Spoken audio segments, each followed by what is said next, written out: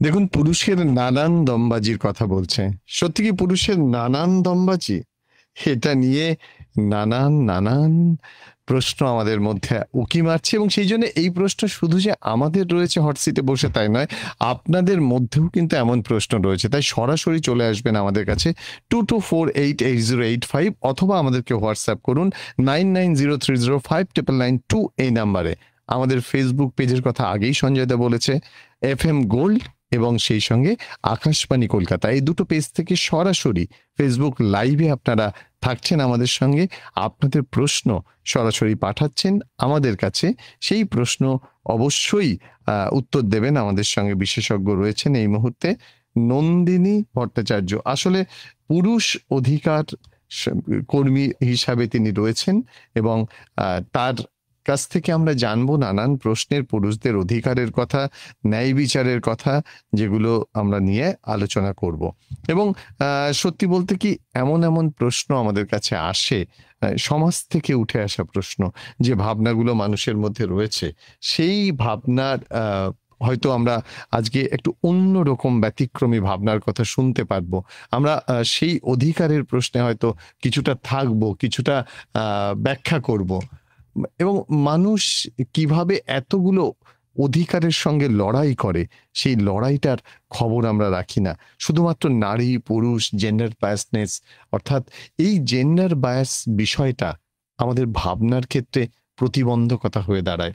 আর সেটা নিয়েই আজকে সোজাসুজি আলোচনার জন্য আমাদের সঙ্গে রয়েছেন আমাদের অতিথি।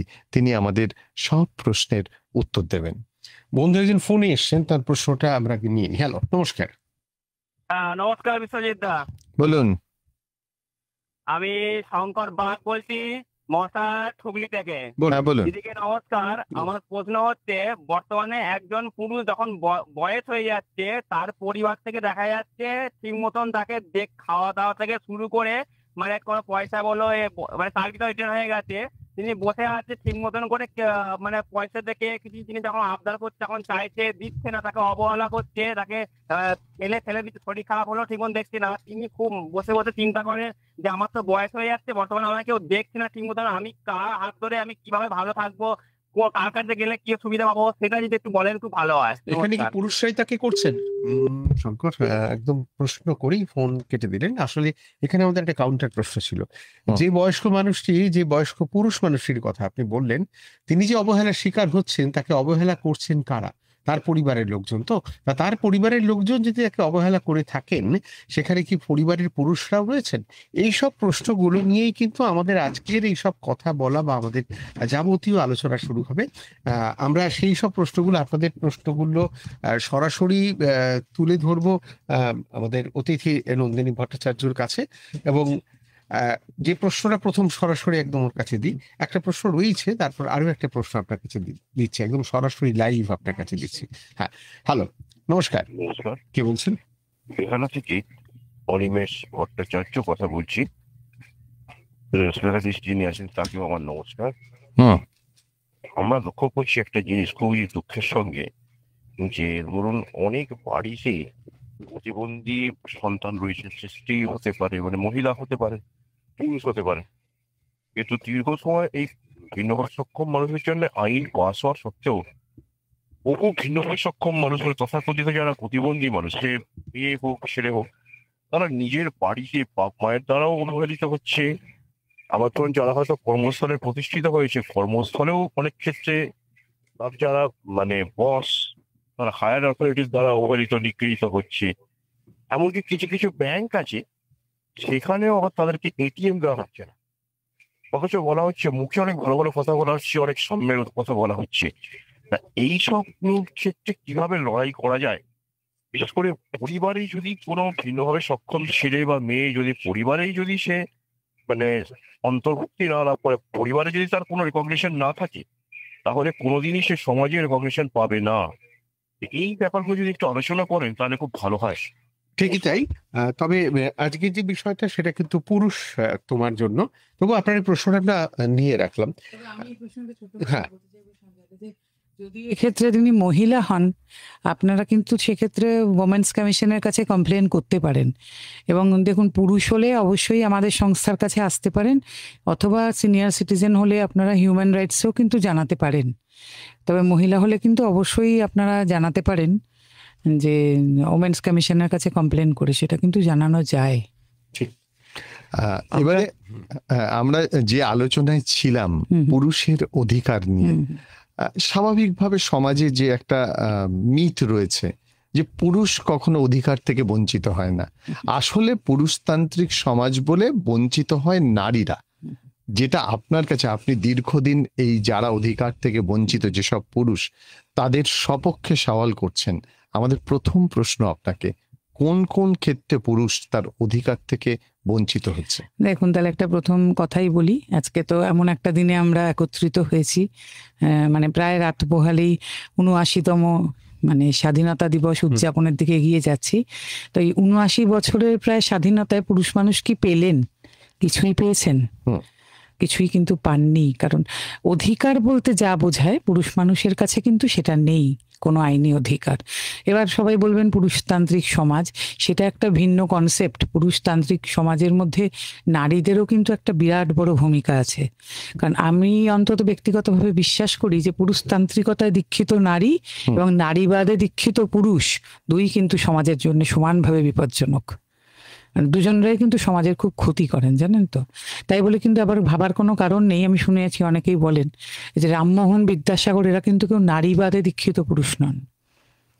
এরা কিন্তু নারীদের যে একটা ভীষণ খারাপ যে অবস্থাটা ছিল তার থেকে তাদেরকে বার করে আনতে চেয়েছিলেন। আজকে আমরা যে সমস্ত নারীরা, এই যে আজকে আমি মাইকের সামনে বসে আছি, তার পেছনেও তো রামমোহন, বিদ্যাসাগর বলুন, রবীন্দ্রনাথ, শরৎচন্দ্র, সবার একটা বড় ভূমিকা।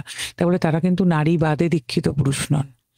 তেমনি এই যে পুরুষতান্ত্রিকতাও বহু নারী বহু বছর ধরে বয়ে চলেছেন। যে বাড়িতে যে বউয়ের ওপরে বহু অত্যাচার হতো, আজকেও অনেক বাড়িতেও হয়তো হয়। পুরুষের পাতে যে বড় মাছ যাবে, দুধের গ্লাস যাবে, বড় মাংসের টুকরো যাবে, কি ছেলে হলেই বাড়িতে শাঁখ বাজানো হবে আর মেয়ে হলেই অন্ধকার নেমে আসবে, এসবগুলো কিন্তু বহন করে চলেছেন নারীরাই চিরকাল। ঠাকুমা, জেঠিমা, কাকিমা, মায়েরা, কজন পুরুষ মানুষ এই নিয়ে মাথা ঘামিয়েছেন। মানে অবশ্যই নিশ্চয়ই পুরুষরা চেয়েছেন বংশ রক্ষা হোক, সম্পত্তির অধিকার, এসব চেয়েছেন, কিন্তু এগুলো নিয়ে বেশি কথা তো মেয়েরাই বলেছেন চিরকাল। কোনো একজন মেয়ে বিয়ে পরে অনেকদিনও যদি তার বাচ্চা কাচ্চা না হয়েছে, তাকে সবচেয়ে বেশি দূষিয়েছেন বাড়ির মেয়েরাই, কিন্তু আজও বোধহয় তাই করেন। এবারে যে কথা বলছিলেন যে পুরুষরা এই জায়গা থেকে তাদের বিরুদ্ধে প্রশ্ন উঠছে, আমি এবার একটা স্পেসিফিক প্রশ্নে যাই আপনার কাছে। যে আমরা জানি যে কিছু হলেই মহিলারা, যদি কোনো পুরুষ তার সঙ্গে খারাপ ব্যবহার করে, 498 না, খারাপ ব্যবহার না, এটা হচ্ছে শারীরিক বধূ নির্যাতন। বধূ নির্যাতন। কিন্তু আমি বলছি যে বধূ নির্যাতন যে পুরুষ করেনি, মিথ্যে অপবাদ বা অভিযোগ দিয়ে 498 এ, যেটা এখন বিএনএস এ 85, তখন কি করবে সেই পুরুষ? দেখুন, প্রথম তো এখন তার সম্বন্ধে যে কমপ্লেন হয়ে গেল, এখানে তার আগে কতগুলো ধাপ আছে। কিছু আছেন যে যারা স্বামীর বাড়িতেই রয়েছেন, গিয়ে কমপ্লেন করেছেন, কিছু না। কিন্তু অনেক আমাদের কাছে আসেন যাদের হয়তো স্ত্রী, জানেন তো, 4 বছর ধরে বাড়িতেই নেই, 7 বছর ধরে চলে গেছেন, আবার 3 মাস চলে গেছেন। তারা না কেউ জানান না পুলিশে যে চলে গেছেন। যে 3 মাস চলে গেছে তার তবু একটা জাস্টিফিকেশন আছে, দিদি ভাবছিলাম চলে আসবে, ওই মনোমালিন্য কত হয়, তবু আমি তার কথার একটা যুক্তি মানতে পারি বা আমরা। কিন্তু যার স্ত্রী 4 বছর ধরে চলে গেছেন, 7 বছর ধরে আসেন না, তাদের কি যুক্তি আপনি আমায় বোঝাতে পারেন? কি ভাবছেন তারা সব ঠিক হয়ে যাবে? অথচ বাক্যালাপও কিন্তু আর নেই। তাহলে কিভাবে ঠিক হবে? কোনো মিডিয়েশন, কোনো কথাবার্তা, কোনো চিঠিপত্র, কোনো কিছু না। তারা কিন্তু ওরকম চুপ করে বসে আছেন। কিন্তু তাদের কিন্তু উচিত, আমার মতে, এটা আমাদের খুব ব্যক্তিগত মতামত সবারই যারা আমরা এই কাজ করি, যে আপনি দেখুন 3 মাস 6 মাস অপেক্ষা করুন, বা কোনোভাবে যদি কোনো ফোনের কথাবার্তা হয়েছে বা চিঠিপত্র আদান প্রদান হয়েছে, বা কোনো অনেক সময় হয় না যে এই বাড়ির বাবা মা বা মামা কাকা কেউ গেছেন, একটা কথাবার্তা হয়েছে, তারপরেও যদি দেখা যায় তিনি আসছেন না, তাহলে ইমিডিয়েটলি যেটা করা উচিত ছেলের বাড়িতে, যেটা তাদের যে পুলিশ স্টেশন জুরিসডিকশনের, সেখানে একটা যাবার দরকার নেই। কারণ অনেকে বলেন দিদি গেছিলাম, এন্টারটেন করেনি, নাই করতে পারেন। আজকাল তো সারা ভারতবর্ষ জুড়ে মেল করার একটা সুযোগ হয়ে গেছে বিএনএস এর পর থেকে। মেল, আর আপনি কিন্তু নেটে গেলে মেল পাবেন। আর প্রত্যন্ত গ্রাম টামের দিকে এখনো মেলটা এত চালু তো নয়। রেজিস্টার্ড উইথ এডি করে দিন একটা চিঠি, যেটা আপনার কাছেও প্রমাণ থাকলো তার রেজিস্টার্ড উইথ এডি হয়েছে। আর আমরা বলি যেখানে কাউন্সিলর আছেন তার কাছে একটা চিঠি দিন, আর যেখানে পঞ্চায়েত প্রধানরা আছেন তাদের কাছে একটা চিঠি দিয়ে রাখুন। কারণ এরা অনেকে আবার বলেন দিদি ওনারা তো এই পার্টির লোক, আমি এই পার্টি করি, কিন্তু এটা ব্যাপার নয় কিন্তু। কারণ তারা বেসিক্যালি আপনাদের প্রশাসক। তিনি কেমন, তিনি ঠিক লোক নন, ভালো লোক নন, এটা বড় কথা নয়। চিঠিটা তার অফিসে পৌঁছানোটা বড় কথা, যে আপনি কিন্তু প্রশাসককে জানিয়ে রেখেছেন। আর অনেকের ক্ষেত্রে আমরা বলি যে ছেলেদেরকে এইচআরেও একটা কমপ্লেন করে, মানে কমপ্লেন ঠিক বলবো না, ইনফরমেশন দিয়ে রাখতে বলি। কারণ অনেকের ওয়াইফেরই এই অফিসটা কিন্তু খুব একটা টার্গেট করার জায়গা। সেখানে একটা এইচআরে আপনারা মেল করে রাখতে পারেন যে এই ব্যাপার, আমাদের সেরকম কিছু নয়, উনি কিন্তু আমার সঙ্গে থাকেন না, আমাদের মধ্যে ঠিক বনিবনা হচ্ছে না, চলে গেছেন উনি, জানিয়ে রাখতে চাইলাম। হতে পারে উনি হয়তো অফিসে এসে কোনো রকম একটা করতে পারেন কোনো ঝামেলা। 498A যে কথা আপনি বললেন যে সরাসরি পুরুষ গিয়ে থানাতে আবার অভিযোগ করতে পারে, এটা কি না, পুরুষ অভিযোগ করতে পারেন বলিনি, আমি বলছি বউ জানাতে পারে। যদি অনেকদিন আপনাদের সঙ্গে তার সঙ্গে থাকেন না, এটা কিন্তু থানায় জানিয়ে রাখা উচিত। তাতে ভবিষ্যতে কি হয়, ওনার ওয়াইফ অন ফাইন মর্নিং 4 বছর বাদে মনে হলো এবার আমার জানানো উচিত থানায়, এবার আমি যাবো, কেউ ওনাকে বুদ্ধি দিয়েছেন, কোনো উকিলের সঙ্গে কথা হয়েছে, তো কি হলো বলুন তো, থানায় যে এবার উনি কমপ্লেনটা করলেন, তাহলে তা ছেলেটির বাড়ির থেকে যদি আগে একটা চিঠিপত্র দেয়া থাকে, তখন কিন্তু থানা এটা হয়তো বলবে যে কিন্তু উনি তো অনেকদিন আগে জানিয়েছেন যে আপনারা একসঙ্গে থাকেন না, আপনি 4 বছর ধরে ওনার বাড়িতে নেই, তাহলে হঠাৎ আপনি আজকে 498 কেন করতে এলেন? আচ্ছা দিদি, যদি চিঠি দেওয়া থাকে আগে থেকে জানানো থাকে, তাহলে সেই পুরুষ কি করবে? আর যদি চিঠি না দেওয়া থাকে, মিথ্যে 498A দেয়, তখন কি করবে? দেওয়া থাকলেও মামলাটা ওনার, আবার এটাও আপনাদের বুঝতে হবে সবার, যে থানারও কিন্তু একটা বাধ্যবাধকতা আছে। কারণ মহিলারা কমপ্লেন করতে গেলে এবং যদি এরকম করতে চান, থানাকে কিন্তু নিতে হবে। উনি একাধবার থানা হয়তো ফিরিয়ে দিতে পারেন, কিন্তু না নিলে কিন্তু যারা থানায় রয়েছেন তাদের চাকরি নিয়ে টানাটানি পড়ে। কারণ ঊর্ধ্বতন কর্তৃপক্ষের কাছে যদি এই কমপ্লেন চলে যায়, থানারও কিন্তু প্রবলেম। কাজে থানাকে সবসময় অকারণ দোষারোপ করে দিলে চলবে না। কারণ এটা কিন্তু আমাকে অনেক মহিলা পিএস এর ওমেন যারা পিএস যারা ওসিরাও বলেছেন যে নন্দিনীদি অনেক চেষ্টা করি যাতে শেষ পর্যন্ত আটকানো যায়, কিন্তু একেবারে যদি না নিই তখন আমাদের চাকরি নিয়ে টানাটানি। বুঝতে হবে এটা, কারণ আইন যখন হয়েছে তখন কিন্তু এটা নিতে বাধ্য ওনারা। ফোন রয়েছে সরাসরি। হ্যালো, নমস্কার। নমস্কার, বলুন বলুন। আগে আলোচনা পুরুষের প্রসঙ্গ হচ্ছে। আমি বলি একটা কথা আমার মনে হচ্ছে পুরুষ হয়ে, আমরা সবাই বলছি যে নারীরা অত্যাচারিত হচ্ছে, দীর্ঘদিন অত্যাচারিত হয়ে আসছে এবং হচ্ছে। অমলবাবু, আজকের বিষয় পুরুষ তোমার জন্য, পুরুষরা তাদের অধিকার থেকে কোথায় বঞ্চিত হচ্ছে। পুরুষের পক্ষেও বলছি না, নারীর পক্ষেও বলছি না। আপনার প্রশ্নটা বলুন। পুরুষ তোমার জন্য, পুরুষ কিন্তু সত্যি নারীর জন্য, বা নারী কি শুধু পুরুষের জন্য? একটা সমাজ ব্যবস্থা করতে গেলে, সুন্দর ব্যবস্থা করতে গেলে নারী পুরুষ উভয়েরই প্রয়োজন, সারা পৃথিবী জুড়ে, আমাদের পশ্চিমবাংলার ভারতবর্ষে নয়, সারা পৃথিবী জুড়ে। কিন্তু আজকে দেখা যাচ্ছে পুরুষরা নেগলেক্টেড হচ্ছে, নারীরা মানে অন্যায় ভাবে তাদেরকে অত্যাচার করছে, কিন্তু পুরুষও করছে, নারীও করছে। আবার নারীরা অত্যাচার হচ্ছে, পুরুষও করছে, নারীও করছে। প্রশ্নটা বলুন। প্রশ্নটা হচ্ছে যে তাহলে আমাদের এই যে রাষ্ট্র, সমাজ কল্যাণ রাষ্ট্র বলে আমরা এত বড়াই করি, গর্ব করি, অহংকার করি, তার পরিণতি সরকার বা রাষ্ট্র মানে সমাজ কি চোখে দেখছে? এই ব্যাপারে যদি আজকের আমাদের পদ্ধতি আলোচনা করেন। ঠিক, এটাই আমাদের আলোচনার বিষয়, আমরা সেটা নিয়ে আমরা অনুষ্ঠানের প্রথম থেকে এটা আলোচনা করছি এবং আপনাদের কাছে অনুরোধ করছি যাদের প্রশ্ন থাকবে স্পেসিফিক প্রশ্ন করুন, তাহলে আমাদের আলোচনাটা সঠিক পথে এগোবে। কারণ আপনারা আসছেন আমাদের সঙ্গে, বিশ্বজিৎ আর সঞ্জয় এ প্রান্তে রয়েছে, আর ও প্রান্তে আমাদের সঙ্গে রয়েছেন নন্দিনী ভট্টাচার্য। আপনারা 22488085 এখানে চলে আসুন, অথবা আমাদের যে হোয়াটসঅ্যাপ নাম্বার 9903059992 এই নাম্বারে। আর আমাদের ফেসবুক পেজ খোলা রয়েছে, সেখানে গিয়ে আপনি কমেন্ট সেকশনে আপনি আপনার মতামত জানাতে পারেন। একদম একটা খুব বেসিক প্রশ্ন করি, যদি প্রশ্নটা করতে গেলে দুজন বাঙালি বিখ্যাত ব্যক্তিত্বের কথা মনে পড়ে, তারা এই কাজটা করেছিলেন। সেটা হচ্ছে পুরুষের চোখের জল কি লজ্জার। কিন্তু আমি বিবেকানন্দকে কাঁদতে দেখেছি, বিদ্যাসাগরকেও কাঁদতে দেখেছি ইতিহাসগতভাবে। না দেখুন, আমি একটা কথা বলি যে পুরুষতান্ত্রিক সমাজের কথা বিশ্বজিৎদা বলছিলেন। পুরুষতান্ত্রিক সমাজ যদি বলেন, এটা নো ওয়ে রিলেটেড টু পুরুষ মানুষ, কিন্তু তবুও সেই সমাজের সবচেয়ে বড় শিকার কিন্তু পুরুষ মানুষ। কারণ পুরুষতান্ত্রিক সমাজ শেখালেন পুরুষকে কাঁদতে নেই, পুরুষকে নিজের দুঃখের কথা বলতে নেই, পুরুষকে কিছু চাইতেও নেই। এই যে বললেন না যে পুরুষের সব অধিকার আছে, আমরা প্রথম থেকে শেখালাম পুরুষ নাকি প্রিভিলেজ। কোথায় বলতে পারেন পুরুষ প্রিভিলেজ? একটা ছেলেকে ছোটবেলা থেকে বড় করা হয় কি বলে বলে, সে কিন্তু আপনি দেখবেন একটা গরিব বাড়িতে হোক আর একটা বড়লোক বাড়িতেই হোক, ছেলে মানে শেখানো হচ্ছে তাকে দায়িত্ব নিতে হবে। ছেলেকে কিন্তু দায়িত্ব নিতে হবে, তোমাকে বাবা মাকে দেখতে হবে, তোমাকে টুকটুকে বউ আনতে হবে, তোমার কিন্তু ফ্ল্যাট বানাতে হবে, বাড়ি বানাতে হবে, সবাইকে দেখে শুনে রাখতে হবে। এটা কিন্তু আমাদের সবাই, মানে সে পয়সাওয়ালা বাড়ি বলুন আর একদম গরিব বাড়ি বলুন, ছেলেদেরকে কিন্তু বড় করার ধারণাটা আমাদের এটা। কিন্তু মেয়েদেরকে কি আমরা এ বলে বড় করি? কিন্তু কেন করি না বলুন তো? আমরা তো আজকে এম্পাওয়ার্ড ওমেনের কথা বলছি, তাহলে আমরা কেন মেয়েদেরকে এভাবে বড় করছি যে মেয়েদেরকে বিয়ে করতেই হবে, তার পরের বাড়ি যেতেই হবে? আজকে একটা মেয়ের পেছনেও তো বাবা মা পয়সা খরচা করছেন, মেয়েরা ইঞ্জিনিয়ার হচ্ছে, ডাক্তার হচ্ছে, চার্টার্ড অ্যাকাউন্টেন্ট হচ্ছে, তাহলে সেই মেয়েদেরকে কেন আমরা বড় করছি না এটা বলে? আমার কিন্তু এটা মেয়েদের প্রতি রাগ নয়, আমার কিন্তু ঠিক উল্টো, আমার বাবা মায়েদের প্রতি অভিযোগ। আপনারা কেন মেয়েদের এটা বলছেন না যে তোমাকে বড় হতে হবে, তুমি বিয়ে করো না করো কোনো ব্যাপার না, তো তুমিও বড় হও, নিজের ফ্ল্যাট বানাও, নিজের গাড়ি কেনো, বাবা মাকে দেখাশোনা করো, নিজের মতো করে থাকো। মানে মেয়েদের প্রতি আমাদের এই দৃষ্টিভঙ্গিটা কেন তৈরি হচ্ছে না? কেন আমরা ছেলেদেরকে এটা বলছি যে তোমাকে চাকরি করতেই হবে, সংসারের দায়িত্ব নিতেই হবে, তারপরে বিয়ে করবে, তারপরে সংসার হবে, ছেলে মেয়ে হবে, তুমি বংশের ধারা এগিয়ে নিয়ে যাবে। তা মেয়েরা কেন এগিয়ে নিয়ে যেতে পারে না বংশের ধারাটা? এটা আমি খুব জানতে চাই, মানে আমার এটা খুব জানার ইচ্ছে যে মেয়েরা কেন পরের বাড়ির জন্য হবে? তো একটা মেয়েও তো সে বংশের ধারা এগিয়ে নিয়ে যেতে পারে। আপনি বলছেন বংশধারাতে শুধু পুরুষরা, মেয়েরাও তো এগিয়ে নিয়ে যেতে পারে, কেন নয়? এই যে ধরুন আজকে একটা অদ্ভুত জিনিস হয় না, যে বলছে না মেয়ে, মানে অনেক মেয়েকে বলা হচ্ছে যে তার সন্তানকে নাকি মেয়েদের টাইটেল দেওয়া হতে পারে, হয় না স্কুলে আজকাল মায়ের নামটা, সে মায়ের টাইটেলটা তো মায়ের বাবার টাইটেল। আবার আমি ধরে নিলাম সেই মেয়েটি তার মায়ের টাইটেল নিচ্ছে, তার মায়ের টাইটেলটা তো তার মায়ের বাবার টাইটেল। আপনি যদি এভাবে পেছোতে থাকেন তাহলে কোথাও গিয়ে জিনিসটা দাঁড়ায়, তাহলে টাইটেলহীন করে দিন, সেটা একটা বেটার অপশন।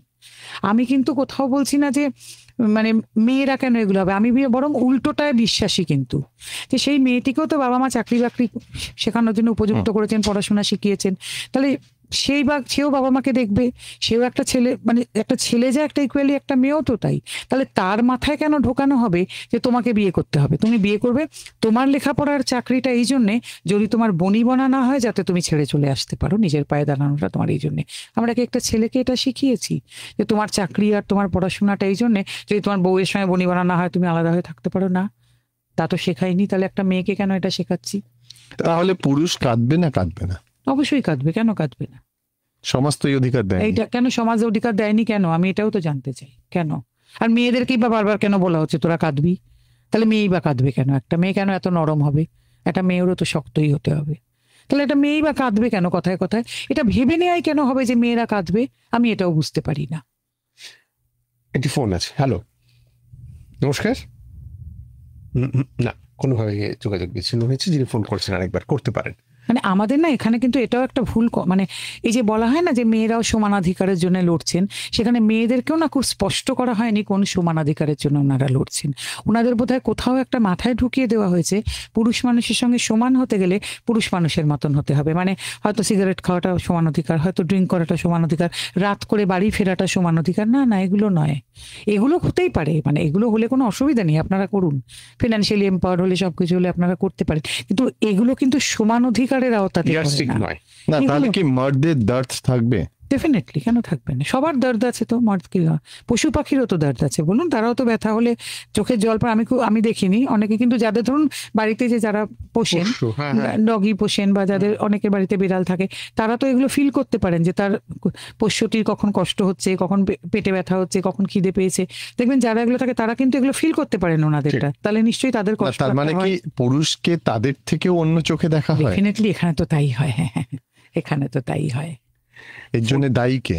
এই জন্য দায়ী আমাদের সমাজ, আমাদের ল মেকার্সরা, আমাদের জুডিশিয়ারি। বদলাবো কি করে এই সমাজ? চেষ্টা করছি। ফোনে একজন বন্ধু আছে। হ্যালো, নমস্কার। নমস্কার। হ্যাঁ, আমি অরুণ বন্দ্যোপাধ্যায় গড়িয়া থেকে বলছি। বলুন। আমি বলি 490 যেটা মেয়েদের প্রোটেকশনের জন্য যে ধারাটা, ওটা কিন্তু অনেক পুরুষকে নানান নিগ্রহের শিকার হতে হচ্ছে। হুম। এবং শিক্ষিত মহলে এই জিনিসটা বেশি, কিন্তু মানে শহর অঞ্চলে সেটা বেশি। তাহলে পুরুষদের প্রোটেকশনের জন্য কোনো কি ধারা আছে, সেইটাই জিজ্ঞাসা করছি। ধন্যবাদ। আমরা একটা কথা বলে দিই, আমাদের ঘড়ির কাঁটা বলছে আমরা ঠিক প্রায় 1.5 মিনিটের মধ্যে সংবাদ বিরতিতে যাব, কিন্তু যারা আমাদের রেডিও টিউন করেছেন তারা অনুষ্ঠান শুনতে পাবেন না, কিন্তু যারা একই সঙ্গে আমাদের ফেসবুক পেজে লাইভ আছেন তারা অনুষ্ঠান শুনতে পাবেন। আমাদের অনুষ্ঠান চলবে, আবার আমরা ফিরে আসব সংবাদ বিরতির পর। ঠিক রাত্রি 10:30টার সময় আবার রেডিওতে আপনারা সাইমালটেনিয়াসলি আমাদের শুনতে পারবেন। হ্যাঁ, যে প্রশ্ন নিয়ে অরুণ বন্দ্যোপাধ্যায় গড়িয়ে না, পুরুষ মানুষের জন্য কোনো ধারা নেই যে, অবশ্যই, কিন্তু কতগুলো কথা বলি। আইনে কিন্তু এমন কিছু কিছু ধারা আছে, এরকম ডাইরেক্টলি 498 এটার ইয়েতে না গেলেও কিন্তু অন্যান্য কিছু ধারা আছে যেগুলোর মাধ্যমে কিন্তু এই অভিযোগগুলো করা যায়। ধরুন যেটা আগে 323 ছিল মারামারি, আমি ওটাই বলছি কারণ লোকের বুঝতে সুবিধা হবে, বিএনএস নিয়ে তো লোকে এখন এত সরগরম হননি। এই যে মারামারি, এবার ধরুন আপনার স্ত্রী আপনার অনেক, আমাদের কাছে তো আসে অনেক স্ত্রী, সবাই এবার মেয়েরা ভেবে নেবেন না সব মেয়েকে এই কথা বলা হচ্ছে, কারণ এটা তো আমাকে সারাদিন বলা, আমি নাকি সব মেয়েদের এরকম বলি না, একদমই বলি না। এখনো বিশ্বাস করি রবীন্দ্রনাথের কথা, মন্দ যদি 340 এখনো ভালো সংখ্যা 57, নয়তো পৃথিবী তো রসাতলে যেত। তো অনেক স্ত্রী আছেন স্বামীদের গায়ে হাত তোলেন। এবার ছেলেদের না মাথায় এই বুদ্ধিটা আসে না যে আমি তাহলে 323 গিয়ে কেন কমপ্লেন করছি না, ওনারা বসে আছেন কবে একটা 498B হবে তাই জন্য। তো আমার কথা কিন্তু এটা না, আমার কথা এইটা, এই যে লড়াইটা না, এটা কিন্তু ইমোশনের লড়াই নয়, এটা একটা স্ট্র্যাটেজির লড়াই। তাহলে একজন পুরুষকে শুধুমাত্র সমাজের বিরুদ্ধে লড়তে হচ্ছে না, নারীর বিরুদ্ধেও লড়তে হচ্ছে। নারীর বিরুদ্ধে তো শুধু না, এন্টায়ার ব্যাপারটাই তো তাই। এখানে তো এই জিনিস একজন নারী তো এটা করছেন, আবার নারীর সঙ্গে কিন্তু তার বাবাও আছেন, তিনি একজন পুরুষ। অনেক বাবারাই কিন্তু নারীকে মদত দেন, যেমন এখানে অনেক বলে না পুরুষকে তার মা আছেন সঙ্গে, শাশুড়ি অনেক যন্ত্রণা দেন, তেমনি অনেক নারীর বাবাও আছেন যারা মদত দেন, ভাইও আছেন। ব্যাপারটা কিন্তু এরকমই। তো আমার কথাই পুরুষ মানুষকে মাথায় রাখতে হবে, এটা ইমোশনাল লড়াই নয়। পুরুষ মানুষ না এটাকে ইমোশনাল লড়াই হিসেবে নিয়ে নিয়েছেন। দিদি এত করলাম, দিদি এত কিছু দিলাম, দিদি পড়াশোনা করালাম, এখন আমার সঙ্গে এরম করছেন। তো ব্যাপারটা এরম লড়াই না, ব্যাপারটা স্ট্র্যাটেজি। এবার একটা খুব ডেলিকেট প্রশ্ন, ধর্ষণ হচ্ছে মহিলারা, পুরুষও তো ধর্ষণ হচ্ছে, কি করবে পুরুষ? না না, কি দেখুন, আমাদের আইন ভাবতে হবে আপনাকে। আমাদের আইনের মধ্যে কোথাও লেখাই নেই এই কথাটা, ভিকটিম ওখানে ওমেনকেই করা আছে। আমাদের একজন বিচারপতি 2 দিন আগে বললেন কিন্তু যে এটাকে বদলানো দরকার। তো আমার কথা যে আমাদের তো এই আইনটার মধ্যেই কোথাও লেখা নেই। আমাদের এখানে পুরুষকে তো ভাবা হয় না কখনো victim, they are always the predators, এবং কখনো মহিলাদেরকে ভাবা হয় না দে আর প্রিডেটার্স। এবং যদি দেখবেন মজার বিষয়, আপনাদের মনে থাকবে 2023-এর 9 আগস্ট কিন্তু যাদবপুরের একটি ছেলে চলে গিয়েছিলেন, অভয়া যে চলে গেছেন, খুব লজ্জার, খুব দুঃখের, আমাদের তাই নিয়ে সবার প্রতিবাদ থাকা উচিত। কিন্তু সেম 9 আগস্ট 2023-এ যাদবপুরের শিক্ষাক্ষেত্রে একটি বাচ্চা ছেলে তো চলে গিয়েছিলেন, বাবা মায়ের একমাত্র সন্তান, কিন্তু এভাবে পড়তে এসেছিলেন অনেক স্বপ্ন নিয়ে। এই প্রসঙ্গ উঠলেই কোট অ্যান্ড কোট কিছু ফেমিনিস্ট কি বলছেন বলুন তো, উনি তো পুরুষদের হাতে ওকে তো পুরুষরা ধর্ষণ করেছিল, তাহলে কি ওটা ধর্ষণ নয়? তাহলে বহু মেয়ে তো শাশুড়ি আর ননদের হাতে অত্যাচারিত হয়েছেন আজও হন, তাহলে সেগুলো অত্যাচার নয়? ওরা তো মেয়েদেরকে অত্যাচার করছে, তাহলে অত্যাচার নয়? তাহলে সবসময় ওনারা বলছেন ওটা তো পুরুষরা ধর্ষণ করেছিল, তাহলে ওটা ধর্ষণ নয়? আজও কিন্তু ভারতবর্ষে এবং পৃথিবী জুড়ে মানে বাচ্চা ছেলেদের প্রতি যে সেক্সুয়াল অ্যাবিউজ, তার অধিকাংশ কিন্তু পুরুষদের দ্বারা। এই আপনি দেখবেন রাস্তার ধারের এই যে ধাবা, এই যে চাইল্ড লেবার, এই সব কিছুতে কিন্তু পুরুষরা বেশি দোষী, মহিলারাও আছেন। মহিলারাও মানে বহু টিচার যারা আছেন, অনেক লেডি টিচারদের দ্বারা কিন্তু এগুলো হয়, কিন্তু বেশিরভাগ কিন্তু এই রাস্তাঘাটে ধাবা টাবাতে যেগুলো হচ্ছে সেগুলো তো সব পুরুষরা বেশি। তারপর কি সেগুলো ধর্ষণ নয়? এই যে যাবতীয় কথা মানে একদম প্রথম থেকে আপনি যা যা বলছেন, আমার একটা এখান থেকে মনে হচ্ছে যেটা প্যাট্রিয়ার্কাল সোসাইটিতে পুরুষের অধিকার আলাদা করে কি থাকবে? পুরুষতান্ত্রিক সমাজটাই আবার আপনাকে বলছি সঞ্জয় দা, আবার পুরুষতান্ত্রিক সমাজে কিন্তু এটা কিন্তু পুরুষ কোথাও নেই। পুরুষতান্ত্রিক সমাজ কিন্তু নারী পুরুষের সৃষ্টি, ইটস আ কনসেপ্ট। আমি বারবার দেখুন একটা বাড়িতে ধরুন একটা মেয়ে যখন বিয়ে হয়ে যায়, এখন হয়তো এগুলো অনেক কমেছে, আগেকার দিনে কি বলা হতো, হ্যাঁ হ্যাঁ শ্বশুর বাড়ি গেলে বুঝবি মজা শাশুড়ি আর ননদের হাতে। কোনোদিন বলা হয়েছে শ্বশুর আর ভাসুরের হাতে মজা বুঝবি? তাহলে মেয়েদেরকেও ছোটবেলা থেকে আগে ভয় দেখানো হতো কি শ্বশুর বাড়ি গেলে শাশুড়ি দেখবি কেমন হয়, ননদ কিরম হয়। আজকাল সেই ভয় অনেক কমে গেছে, আজকাল শাশুড়িরাই বউকে ভয় পান, ভাবেন কিরম বউ আসবে, সেটা অন্য কথা। তো কিন্তু দেখবেন ভয় দেখানো হচ্ছে সবসময় শাশুড়ি, ননদ, রায়বাঘিনী, ননদিনী, তাই না, দজ্জাল শাশুড়ি। তাহলে কোথায়? সেখানে তো শ্বশুর ভাসুরের কথা তো বলা হচ্ছে না। আজও দেখবেন, ব্যতিক্রম তো নিয়মেরই প্রমাণ, কিন্তু বহু বাড়িতেই শ্বশুর মশাইয়ের সঙ্গে কিন্তু ছেলের বউয়ের একটা মোটামুটি ভালো রিলেশন থাকে, মানে ভালোবাসেন শ্বশুর মশাই ছেলের বউকে। তাহলে কি হচ্ছে? তাহলে পুরুষতান্ত্রিকতাটা কোথায়? পুরুষতান্ত্রিকতা কি বলুন তো, একটা মানে কি বলবো, যদি বলেন করাপশন, তাহলে যেইখানে যে শক্তিশালী সেইখানে সেই জিনিসটা করছে। এটা কিন্তু যে কোনো ইন্ডাস্ট্রিতেও থাকতে পারে। এখানে একদম যে প্রশ্নটা আমি শুরু করেছিলাম, যে ধরুন পুরুষ ধর্ষিত হচ্ছে, নারী ধর্ষিত হলে একের পর এক নিয়ম আছে, আইন আছে।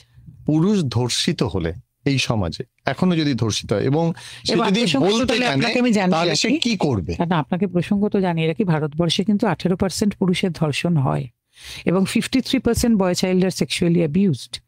কিন্তু আপনাকে বুঝতে হবে যে আমাদের, আর বিএনএস এসে তো ওনারা তুলেই দিলেন 377, যে পুরুষ দ্বারা যে পুরুষের মানে সেম সেক্সের ধর্ষণ বা সবকিছু, তো ওনারা তো আইনটাই তুলে দিলেন, যার ফলে কলেজে কলেজে যদি র্যাগিং এরকমও, সেই জায়গায় অভিযোগ জানাবার জায়গা রইল না। না, আর আমাদের তো আইনটার মধ্যেই কোথাও নেই যে ভিকটিম পুরুষ হতে পারেন, ভিকটিম অনলি ওমেন। আমাদের তো তাহলে আইনটাকেই বদলাতে হবে না? আমরা তো এটা মানি না। আজকে ধরুন এই যে ম্যারিটাল রেপ নিয়ে কথা খালি হচ্ছে, তা ম্যারিটাল রেপে কি আপনাদের মনে হয় শুধু মহিলারাই শিকার? পুরুষ মানুষ কেউ ম্যারিটাল রেপের শিকার নন? বহু, আমার কাছে এরকম উদাহরণ আছে আমাদের অফিসে, এসে বলেছেন যে বাবার মানে মারা গেছেন বাবা, সেই গুরু দশার মধ্যেও তাকে তার স্ত্রীর চাহিদা মেটাতে হয়েছে। তাতে এটা ম্যারিটাল রেপ নয়? এরকম ম্যারিটাল রেপের উদাহরণ হয়তো দেখবেন আপনার পরিচিত লোক আছে 10 জন, আমার পরিচিত লোক আছে বেশি হয়তো, কারণ যেহেতু আমাদের কাছে পুরুষ মানুষ অনেক বেশি আসেন। সারা পৃথিবী জুড়ে এরকম বহু ম্যারিটাল রেপে পুরুষ মানুষ আছেন, কিন্তু তারা বলতে পারেন না। বলতে পারলেও কোথায় যাবে? একটা অদ্ভুত সত্যি প্রশ্ন আপনি তুলে দিলেন, ডোমেস্টিক ভায়োলেন্সের কথা। এবং ডোমেস্টিক ভায়োলেন্স শব্দটা যদি আমাদের কানে আসে, গারস্থ হিংসা, সঙ্গে সঙ্গে আমরা মনে করি এটা শুধুমাত্র মহিলাদের প্রতি হয়, কিন্তু প্রত্যেক মুহূর্তে পুরুষের প্রতি যে ডোমেস্টিক ভায়োলেন্স হচ্ছে, পুরুষ তো অসহায়, কি করবে? কিছু করার নেই। কারণ আপনাকে একটা কথা বলি, বছরের শেষে এনসিআরবি কি ডেটা বার করছেন, এবছর ডোমেস্টিক ভায়োলেন্স মহিলাদের প্রতি একটু কমেছে, এবছর বেড়েছে। তা আপনারা কোথা থেকে সেটা পাচ্ছেন? ডেটা স্ট্যাটিস্টিক্স ওমেন্স কমিশন আপনাদের জানায়, নানান রকম থানা টানা থেকে আপনারা নেন, কিন্তু আপনারা তো জানেনই না পুরুষ মানুষেরটা, কারণ আপনার কোনো মেন্স কমিশন নেই, থানায় তো সে অর্থে কোনো রিপোর্ট হয় না, আর আমাদের মতো সংস্থাদের থেকে তো ওনারা নেন না। তাহলে ওনারা কোথা থেকে জানলেন? তাহলে কোত্থেকে এটা হলো যে পুরুষ মানুষ বেশি আক্রান্ত কিনা? আর ডোমেস্টিক ভায়োলেন্স কাকে বলে? গায়ে হাত তুললেই আপনি সারাক্ষণ আপনার স্বামীটিকে গালাগাল করছেন, তার বাবা মা সম্পর্কে জঘন্য গালাগাল করছেন, এত খারাপ কথা, সেগুলোর আমি আপনাদের এই একটা মানে কি বলবো, একটা জাতীয় কার্যক্রমে বসে বলতে চাই না। তো সেগুলো তাহলে ডোমেস্টিক ভায়োলেন্স না? মানসিক ধর্ষণও তো একটা বিরাট ধর্ষণ। শুধু শারীরিক ধর্ষণটা তো চোখে দেখা যায়, মানসিকটা তো দেখা যায় না। এবং ভারতবর্ষের পুরুষ মানুষ, আমি বিদেশের কথায় যেতেই চাইছি না, আমি আপনাদের এখানে বসে আজকে কথাটা বলছি, ওপাশে দাঁড়িয়ে যারাই শুনছেন তারা আমার কথা মানবেন যে ভারতবর্ষের পুরুষ মানুষ কিন্তু ঘরে ঘরে মানসিক ধর্ষণের শিকার। এটা তারা স্বীকার করবেন কিন্তু আমার এই কথাটা। এই যে ধর্ষণ সম্পর্কিত আইন, তাহলে কি আপনার মনে হয় ধর্ষণ সম্পর্কিত আইনটা একেবারে জেন্ডার নিউট্রাল হওয়া উচিত? জেন্ডার নিউট্রাল হলে ভালো হয়, অবশ্যই, ডেফিনেটলি। আজও মহিলাদের প্রতি ধর্ষণ সেটা অনেক বেশি, নিশ্চিত অনেক বেশি, এবং তার জন্য তো অসম্ভব করা আইন হওয়া দরকার। কিন্তু এটা মাথায় রাখবেন, সঙ্গে ফেক রেপ কেসের আইনটাও কিন্তু তাহলে সেটাই থাকা উচিত। এই যে ফেক রেপ কেসে আজকে এক একজন পুরুষ মানুষের জীবন নষ্ট হয়ে যাচ্ছে, 12 বছর 15 বছর বাদে ওনারা বেরিয়ে আসেন, কি 5 বছর বাদে জানা গেল উনি রেপটাই করেননি, তখন তার সব শেষ হয়ে গেছে। তার স্ত্রী আত্মহত্যা করেছেন, ছেলে মেয়েরা কোথায় কেউ জানেই না, বাবা মাও মারা গেছেন, তার বাড়ি ঘর চলে গেছে, ব্যবসা নষ্ট হয়ে গেছে। তাই এটা বলুন তো কি একটা মানুষের জন্য? একটা মেয়ে যিনি ধর্ষিত হয়েছেন তার জীবনটাও যেমন শেষ হয়ে যায়, তাই এটাও জীবন শেষ হয় না? তাহলে সেই মহিলার কেন একই শাস্তি হবে না? এই যে কিছুদিন আগে আপনারা হয়তো খেয়াল করেছেন, এক ভদ্রমহিলা, তিনি হঠাৎ পোস্টার গার্ল হয়ে উঠলেন। কি বলে? উনি আইপিএস পড়তে যেতেই চান, ওনার স্বামী শ্বশুরের অত্যাচারে নাকি উনি এত অত্যাচারিত, উনি সেই জন্য আইপিএস চাইছেন, হয়েছেন নাকি। তারপরে জানা গেল এই বোধহয় স্বামী এবং শ্বশুরকে 109 দিন জেল খাটাবার পরে জানা গেল পুরো ঘটনাটা সর্বৈব মিথ্যে। তাহলে আমাকে বলুন তো, এই 109 দিনের ওনার স্বামী আর শ্বশুরের যে অপমান, যে কষ্ট, এই অসুবিধায়, তা সেইটা কিসে হবে? ওনার 109 দিন জেল হওয়া অ্যাটলিস্ট উচিত না? উচিত তো। তা আমাদের বক্তব্য কিন্তু খুব সোজা, যে যারা বধূ নির্যাতন করছেন, যারা ডোমেস্টিক ভায়োলেন্স করছেন, তাদের সবার শাস্তি হোক, চরমতম শাস্তি হোক, কিন্তু যেখানে মিথ্যে প্রমাণিত হচ্ছে তাদেরও কিন্তু সেটা হোক। যদি অন্যভাবে বলি, মহিলারা যেখানে অত্যাচারিত হচ্ছে তারা ছুটে যাচ্ছে পুলিশের কাছে, প্রশাসনের কাছে, উইমেন্স কমিশনের কাছে। পুরুষ অত্যাচারিত হলে কার কাছে ছুটে যাবে? তাহলে কি এই মুহূর্তে এই সমাজে, এই রাষ্ট্রে একটা মেন্স কমিশন দরকার? নিড অফ দ্য আওয়ার একটা মেন্স কমিশন একান্ত দরকার। আর যে আইনটা এদেশে ইমিডিয়েটলি চেঞ্জ হওয়া দরকার সেটা হচ্ছে মেনটেনেন্স আইন সবার আগে, যেটা নিয়ে আমরা একটু পরে কথা বলবো। এই কথাগুলো হয়ে গেলে মানে men's commission need of the hour, এবং সেটা করতে কিন্তু খুব বেশি তামঝাম কিছু দরকার নেই, জানেন। আইন বদলাতে তো অনেক কিছু দরকার হয়, অনেক রকম, কিন্তু একটা মেন্স কমিশন আমার মনে হয় এত কঠিন হওয়া উচিত নয়। আচ্ছা, যেভাবে উইমেন কমিশন রয়েছে ওই ধরনের পরিকাঠামো করলেই হবে। চাইল্ড কমিশন, ওমেন্স কমিশন, দেখুন সবকিছুর জন্য তো আছে। আজকে আপনার একটা কথা বলুন, কালকে সুপ্রিম কোর্ট যে একটা রায় দিলেন, এই যে মানে পথে যে ইয়েরা রয়েছেন, কুকুররা রয়েছেন, তাদেরকে মানে ইয়ে করা হবে না, তাই জন্য দেখুন সারা দেশে কিরম আলোড়ন, কেউ এটা মেনে নিতে পারছেন না। এবং সত্যি তো এটা তো ঠিক নয়, এরকম করে তাদেরকে সব মেরে ফেলা হবে কি তুলে নিয়ে শেল্টারে দেওয়া হবে। যারা পশুপ্রেমী তাদের এটা খারাপ লেগেছে, তো তারা মানতে পারছেন না, তাই জন্যই তো তারা রাস্তায় নেমেছেন। তাহলে আমরা যারা পুরুষ অধিকার কর্মী, আমরা এভাবেই তো মনে করি, তাহলে আমাদের কি এটুকু চাওয়ার অধিকার নেই? বা পুরুষ মানুষের জন্য আমরাও তো এটুকু চাইতেই পারি। তাহলে এটা নিয়ে যখন সুপ্রিম কোর্ট এরকম কথা বলেন, তার মানে কি? তাহলে তাদের জন্য সহানুভূতি জানাবার অনেক লোক আছেন। তাহলে পুরুষ মানুষের জন্য আমরা যারা লড়াই করছি, তাহলে আমরাও তো এটুকুই চাইতে পারি। পুরুষ তাহলে কোর্টে যাচ্ছে না কেন? কে বললো কোর্টে যাচ্ছে না? সারাক্ষণই তো কোর্টে যাচ্ছে। আর PIL যখন করা হচ্ছে মেন্স কমিশনের জন্য, তখন খারিজ করে দিচ্ছেন ওনারা, বলছেন এটার নাকি কোনো দরকারই নেই। আসলে একটা কথা আপনাকে বলি, আপনাদের এটা একটা খুব ইম্পর্টেন্ট কথা শুনুন। ভারতবর্ষের যাবতীয় ক্ষমতা, প্রতিপত্তি, অর্থ সব না একই মানে কিছু মানুষের হাতে কুক্ষিগত হয়ে আছে, বুঝতে পেরেছেন তো? তারা মনে করেন তারাও তো পুরুষ। হ্যাঁ, না তারা পুরুষ, কিন্তু তারা মনে করেন তাদের হাতে যেহেতু ক্ষমতা, যেহেতু প্রতিপত্তি, যেহেতু আইন, তাহলে আমরা সবকিছু এর মধ্যে থেকে বেরিয়ে চলে যাব। বাকি যে 90% বা 85% পুরুষ মানুষ, সাধারণ যারা, আর আমি সাধারণ অর্থে বলছি, তারা তো সবাই প্রচুর পয়সাওয়ালা, প্রচুর কিছু নন, বলে এরা তো কিছু না। মানে আর এদের যে কষ্ট, এদের যে অসুবিধে, এরা ভাবতেই পারেন না এটা, বা এটা চিন্তাই করেন না। তারা সবাই কিন্তু আমাদেরই দাদা, ভাই, স্বামী, ছেলে, পুত্র, বন্ধু, প্রেমিক বা সাধারণ নাগরিক সারা দেশের। তাদের দুর্দশাটা কিন্তু এরা ভাবতেও চান না। তারা ভাবছেন আমাদের হাতে তো সব আছে, আমরা সুযোগ পেলেই এটা করে নেব। কাজে এদের কথা ভাবার কি দরকার? ঠিক যেটা মেয়েদের ক্ষেত্রেও হচ্ছে, আজকে 30% প্রিভিলেজ ওমেন ভারতবর্ষের, তারা সব পাচ্ছেন, মানে আমরাও তার মধ্যে পড়ি, কিন্তু আমাদের মুখে সব আলো পড়ছে। বাকি 70% যে মহিলা আছেন, তারা সত্যি কিছু পান কি ভারতবর্ষে? তারা জানেনও তাদের জন্য কি আইন টাইন আছে? আমার তো মনে হয় না। মানে তার মানে মহিলা যেটা উইমেন্স কমিশন, এটা সবার জন্য নয়, 30% ওটা বধূ কমিশন, ওটা উমেন্স কমিশন বলবেন, ওটা ওয়াইফ কমিশন। কারণ আজকে এই পুরুষ মানুষদের মা, বোন, যারা কাকিমা, পিসিমা, দিদিমা, ঠাকুমা, তারা কখনো কখনো স্ত্রীরাও যখন পুরুষ মানুষ ফলস রেপ কেসে, ফলস পক্সো, ফলস কর্পোরেটের সেক্সুয়াল হ্যারাসমেন্টে ফাঁসেন, তখন তাদের স্ত্রীরা গেলে উমেন্স কমিশনে কিছু পান সাহায্য? আমরা জানি পান না। তাহলে আমি বলতে চাই যে তাহলে এই যে যারা মা বোন, আমি অন্য নারীদের কথা ছেড়ে দিলাম, আজকে এই পুরুষ মানুষের আত্মীয় যারা নারী, তারা কতটুকু কি পাচ্ছেন ভারতবর্ষে? তাদের জন্য কি হয়েছে? তাহলে ভারতবর্ষে কি করে ওমেন এম্পাওয়ারমেন্ট হলো? তাহলে কি করে বলা হলো নারী এগোলেই দেশ এগোবে? তাই এই নারীরা তো কোথাও এগোচ্ছেন না। গত 2-3 দিন আগে আমাদের কাছে একটি কেস এসেছে, একটি 21 বছরের মেয়েকে, তার মানে সেই ছেলেটির সঙ্গে মেয়েটির ফেসবুকে পরিচয়, কেমন কিছুই কথাবার্তাও সেরকম এগোয়নি। মেয়েটি দুম করে বিয়ের প্রস্তাব দেয়, ছেলেটি বলছে না, বিয়ে আমার পক্ষে সম্ভব না। ও মা, সেই শুনে মেয়েটি রাত্রিবেলা আত্মহত্যা করে। এবার এই ছেলেটি ডাক্তার, ছেলেটির নামে অ্যাবেটমেন্ট অফ সুইসাইড, সঙ্গে তার মা, বোন সবাইকে তার মধ্যে ঢুকিয়ে দিয়েছে। বোনের 21 বছর বয়স। তাহলে ভাবুন তো, মেয়েটা ওখানে থাকেও তো না। তাহলে এই মা বোন কোথায় যাবেন? তাহলে এরা নারী নন বলতে চান? এটা আমি জানতে চাই যে এই মা বোন, এই সমস্ত যারা নারী, তাদের কি হবে? তাহলে তারা কি সুবিধে পাচ্ছেন? তারা তো এদেশে কোনো সুবিধে পাচ্ছেন না।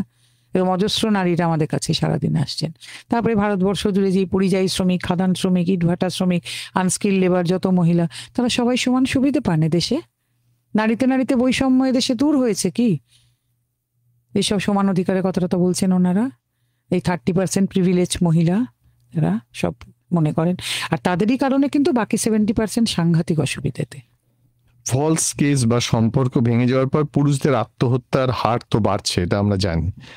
আমরা কি এটাতে তেমন গুরুত্ব দিচ্ছি? না না, কোনোদিনই গুরুত্ব দিনই। শুধু তাই জন্য না, পুরুষ মানুষ তো আরো বহু কারণে আত্মহত্যা করেন। ধরুন চাকরি চলে গেছে, বাড়িতে বলতেই পারছেন না, এদিকে প্রবল ইএমআই এর চাপ। সে ভাবছেন কি বলুন তো, যে আত্মহত্যাটা করে ফেললে আর কি, আমি চলে গেলাম, তারপরে যা হোক হবে। এই যে ধরুন কিছুদিন আগেকার অতুল সুভাষ, প্রবল চাপ, শ্বশুর বাড়ি থেকে এত টাকা চাইছে, ছেলেকে দেখতে দেয় না, পরপর যে চলে গেলেন। মানব শর্মা, পুনিত খুরানা, আমাদের এখানে তার আগে বারাসাতে সুধাংশু দাসও সেম ছিলেন। তিনি হয়তো চিঠি লিখে ভিডিও করে যেতে পারেননি, তাই কেউ জানে না। তো এরকম বহু পুরুষ মানুষ। আর পুরুষ মানুষের আত্মহত্যা শুধু একটি কারণ কিন্তু নয়, আরো নানান কারণ। এই মানে কি কি কারণে আত্মহত্যা করে পুরুষ? চাকরি চলে গেছে, বাড়িতে বলতে পারছি না, প্রচুর টাকা লোন নিয়ে ফেলেছি, বাড়িতে জানে না, কি করে শোধ করব, নানান রকম। মানে বাড়ির এত ঝামেলা, ম্যাট্রিমোনিয়াল ডিসপুট তো ধরুন আছে।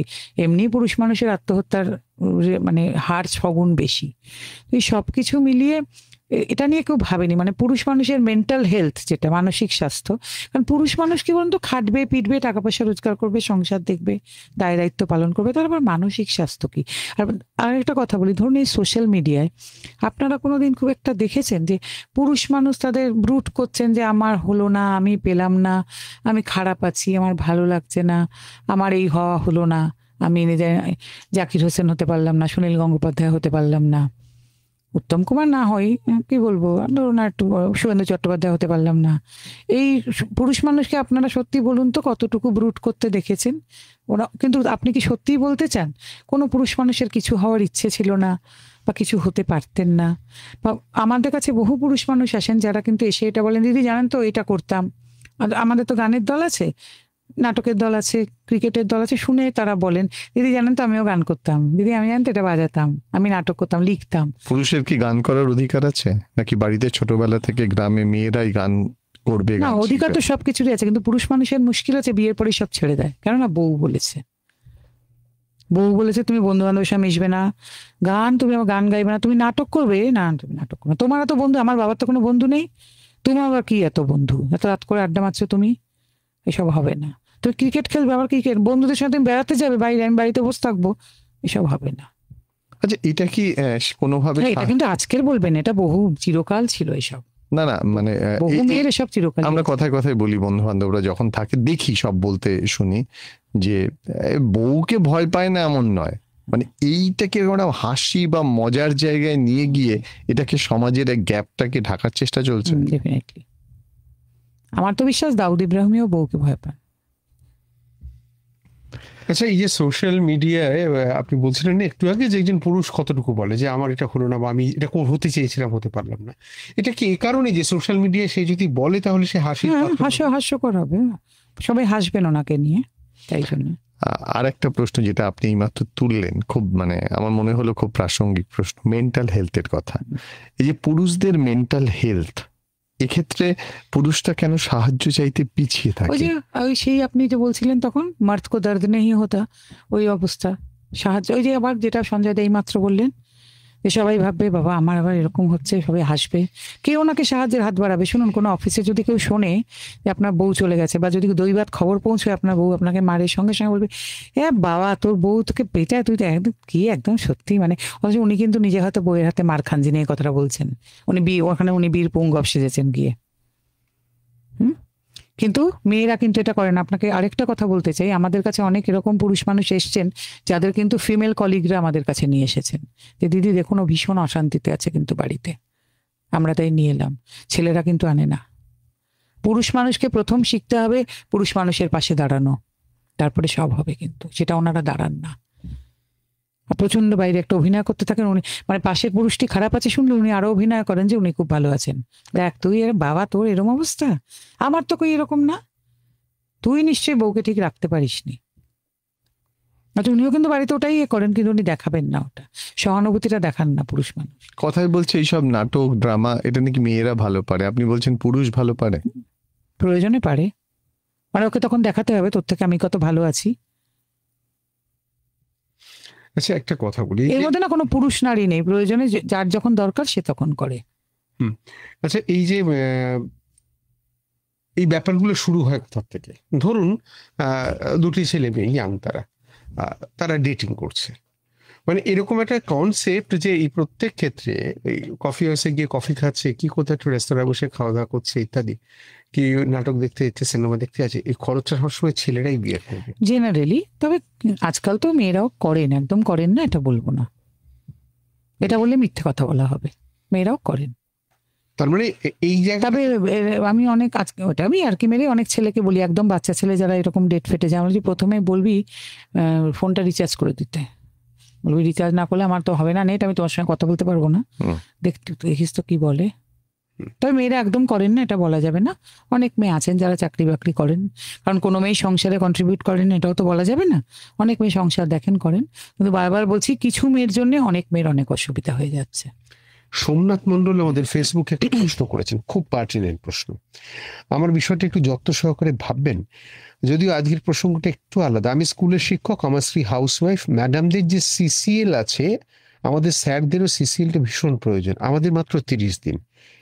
আমিও বঞ্চিত করছি আমার ছেলেকে মানুষ করার ক্ষেত্রে, অথচ যে ম্যাডাম সিসিএল নিচ্ছেন তার ক্লাস কিন্তু আমি করে দিচ্ছি। পরিষেবা বা দেখানোর কোনো সময় পাচ্ছি না, নিজের বাবা মা বয়স্ক মানুষ তাদের অসুস্থ, তারা সময় দিতে পারছি না, বাচ্চাকে একা ছেড়ে দিয়ে গেলে স্ত্রী একা দেখভাল করে উঠতে সবসময় পেরে উঠছেন না। একজন বাবা হয়ে আমার কি আমার সন্তানের প্রতি কোনো দায়িত্ব নেই? নিশ্চয়ই তাই, এগুলো তো ভাবা উচিত, এগুলো তো ভাবা উচিত। মানে সিসিএল তো তাহলে পুরুষদেরও সমান থাকা উচিত। নিশ্চয়ই সবার সবকে, আমি তো বারবার এই কথাটা বলছি, সমানাধিকারের কনসেপ্টে গন্ডগোল হয়ে যাচ্ছে কিন্তু মেয়েদের সঙ্গে ছেলেদের, এটা কারা ওনাদের মাথায় ঢোকাচ্ছেন জানি না, এবং মেয়েদের এই অতিরিক্ত ফেভার করতে গিয়ে ওনারা কিন্তু মেয়েদেরকে খুব ভুল দিকে ঠেলে দিচ্ছেন। এই যে কোনো রাজনৈতিক দল বলছেন না, এটা কিন্তু কোনো রাজনীতির কথা বলছি না, যে আমরা 1,500 দেবো তো অন্য দল সঙ্গে সঙ্গে বলছেন আমরা 2,000 দেবো, কিন্তু ওনারা কোনোদিন জানতে চাইছেন না মেয়েরা কি এগুলো চেয়েছিলেন। তার আপনারা তো বলছেন না যে মেয়েদেরকে শিক্ষার ব্যবস্থাটা আরো ভালো করা উচিত, তারা যাতে প্রপার সবাই চাকরি পান পড়াশোনা করে, সেই ব্যবস্থাটা করা উচিত। আপনারা ওনাদেরকে অকর্মণ্য করে দিতে চাইছেন। তো মেয়েরা কি এটা চেয়েছিলেন? সংরক্ষণ করতে চাইছেন কেন? মেয়েরা তো যোগ্য, তাহলে কেন মেয়েরা সংরক্ষণ পাবেন? মেয়েদের তো যোগ্যতা আছে তো লড়ে নেবার, তাহলে কিসের জন্য সংরক্ষণ? তাহলে কি মেয়েদের 33% সংরক্ষণের দরকার নেই? দরকার নেই তো, কেন দরকার? মেয়েরা তো যোগ্য, আর মেয়েরা তো ওমেন এম্পাওয়ারমেন্টে বিশ্বাস করছেন, মেয়েরা তো বলছেন আমাদের সপ্তাহে সংরক্ষণ করতে গিয়ে কোথায় গন্ডগোল হয় আমি আপনাকে বলি। ধরুন একটা সিট মেয়েদের হয়ে গেলে বা দুম করে বলে দেওয়া হলো এটা মেয়েদের, তার আগে সেখানে তার মানে ওখানে একজন পুরুষ মানুষ ছিলেন, এবার তিনি করলেন কি বলুন তো, তার ওয়াইফকে দাঁড় করলেন, যে এই ওয়াইফটি কোনোদিনও রান্নাঘরের বাইরে হয়তো চা সাপ্লাই করা ছাড়া আর কিছুই করেননি রাজনৈতিক মিটিংয়ে। তাহলে কি হলো? সেই ভদ্রমহিলাকে দাঁড় করিয়ে বকলমে তো সে উনি চালাচ্ছেন, অথচ ওখানে একজন যোগ্য মহিলা কিন্তু দাঁড়াতে পারতেন, তাই না? যদি ওরকম ভাবে সংরক্ষণ না করে সবার জন্য ওপেন করা থাকতো, হয়তো ওখানে একজন মহিলা ক্যান্ডিডেটকে দেওয়া যেত, যেই মহিলা সত্যি সত্যি যোগ্য, যিনি হয়তো সত্যি কাজ করতেন, তার বদলে উনি একজন শিখণ্ডী খাড়া করে সেই ভদ্রলোকই নিজেও হয়তো অযোগ্য, তিনি কিন্তু এটা চালাচ্ছেন।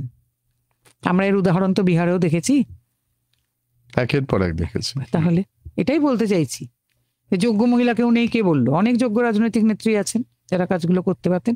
আমরা এটা করে কিন্তু সব শেষ করে দিচ্ছি। ওনারা ভাবছেন, ওনারা মহিলাদের সামনে একটা পর্দা ফেলে রাখতে চাইছেন যে আমরা সংরক্ষণ করে ভাতা দিয়ে আপনাদের বিরাট উপকার করছি, বা এই ট্রামে বাসে ফ্রি চড়িয়ে, কিন্তু আসলে ওনারা মহিলাদের কত ক্ষতি করে দিচ্ছেন, তাই না? মহিলারা বুঝতে পারছেন কিনা।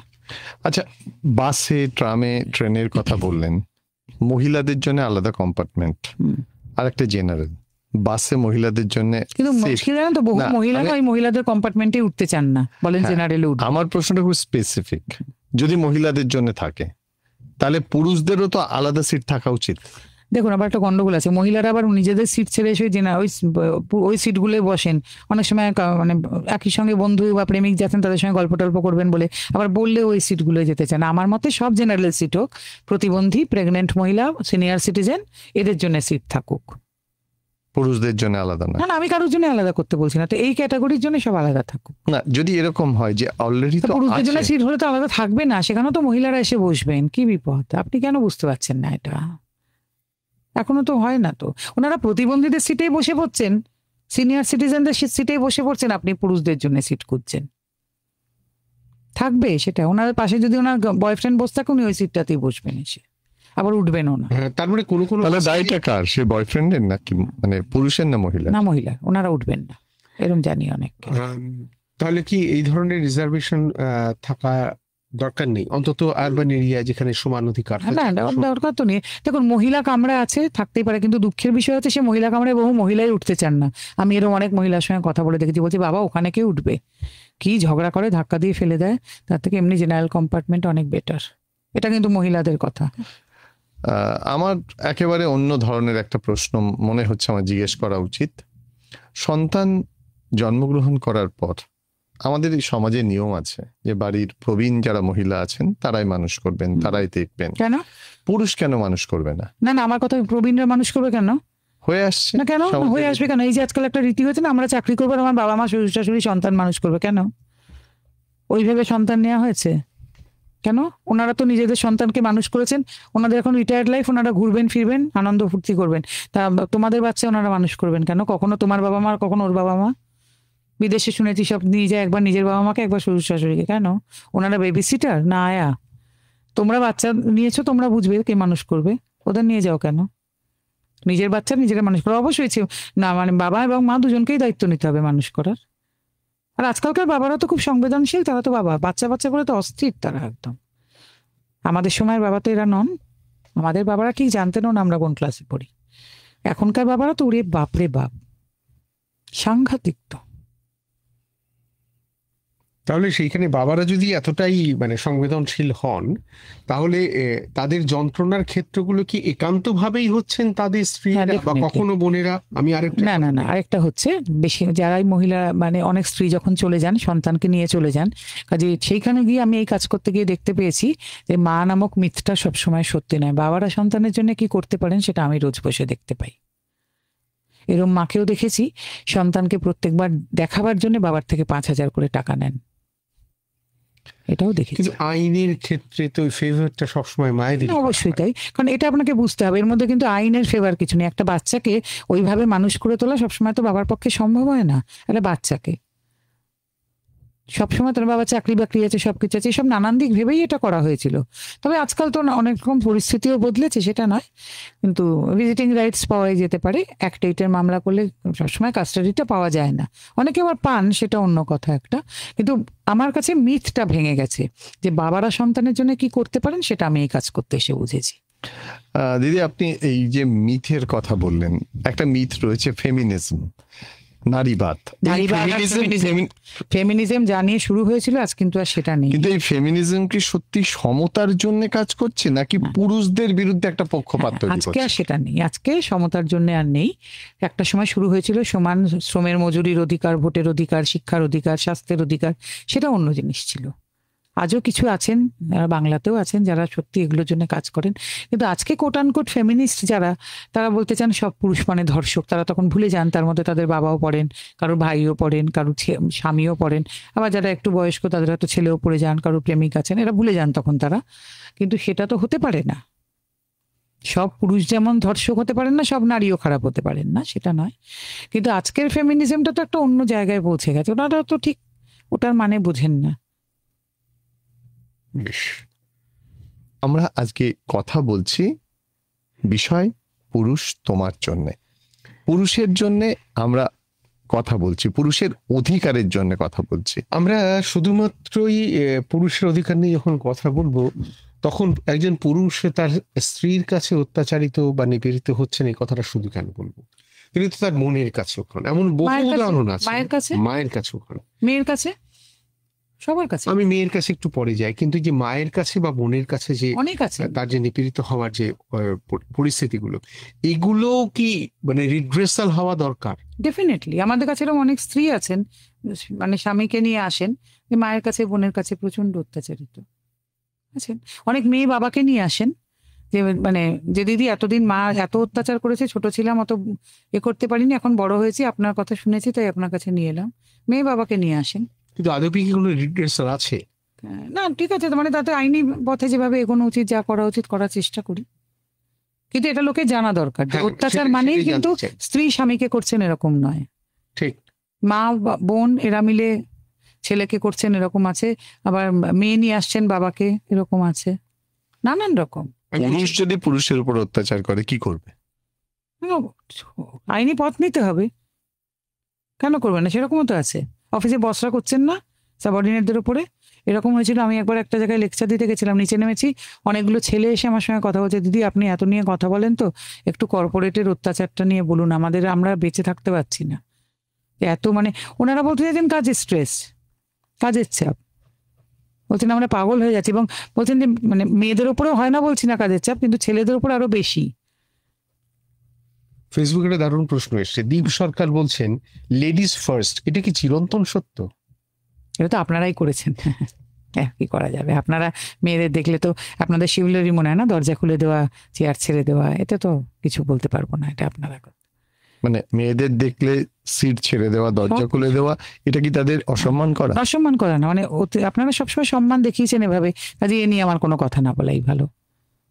আপনি বলছেন রেক্টিফিকেশনটা ছেলেদেরই করতে হবে?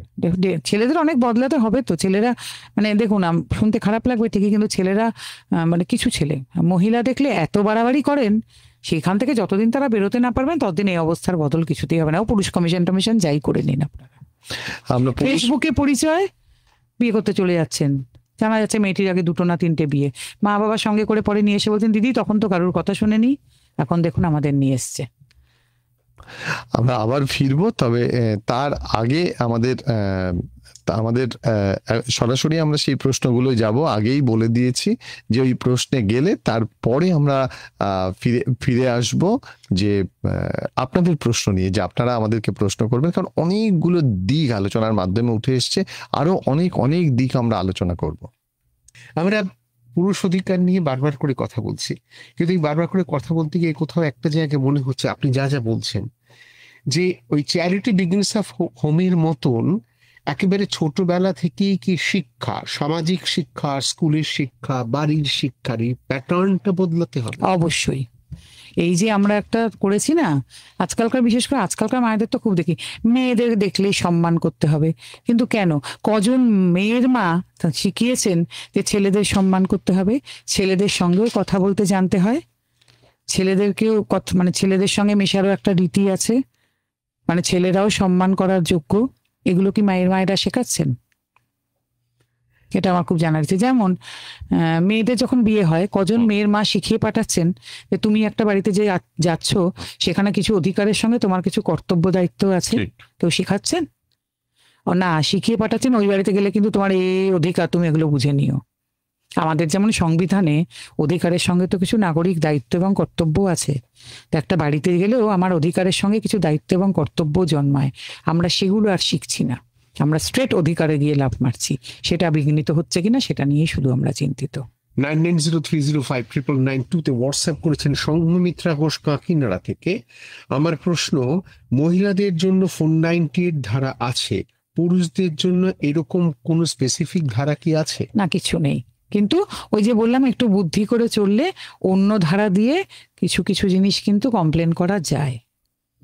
তারপরে সেই বিষয়টা আইনত আমাদেরকে মানে আরেকটু সজ্ঞান হতে হবে। হ্যাঁ, আর এই জন্য আমি বারবার বলি সবাইকে, মানে বিশেষ করে ছেলের বাড়ির লোকজন যারা ছেলের মা বাবা, আপনারা একটু বিএনএসটা নিয়ে পড়াশোনা করবেন, ওটা একটা ফোনে অ্যাপ ডাউনলোড করেই পাওয়া যায়, আর সেখানে দেখবেন মেয়েদের জন্য কি কি আইন আছে, সেইগুলো নিয়ে যখনই আপনারা পড়বেন আপনারা একটু অবহিত হয়ে যাবেন, তাহলে কোন ভাবে গেলে কি করা যায়। আর খুব ক্লিয়ারলি ওখানে না খুব সুন্দর করে দেওয়া আছে, মানে একটু পড়াশোনা করবেন, পড়তে বেশি টাইমও লাগে না, খুব ভেরি ব্রিফ ছোট ছোট ছোট ছোট করে দেওয়া আছে।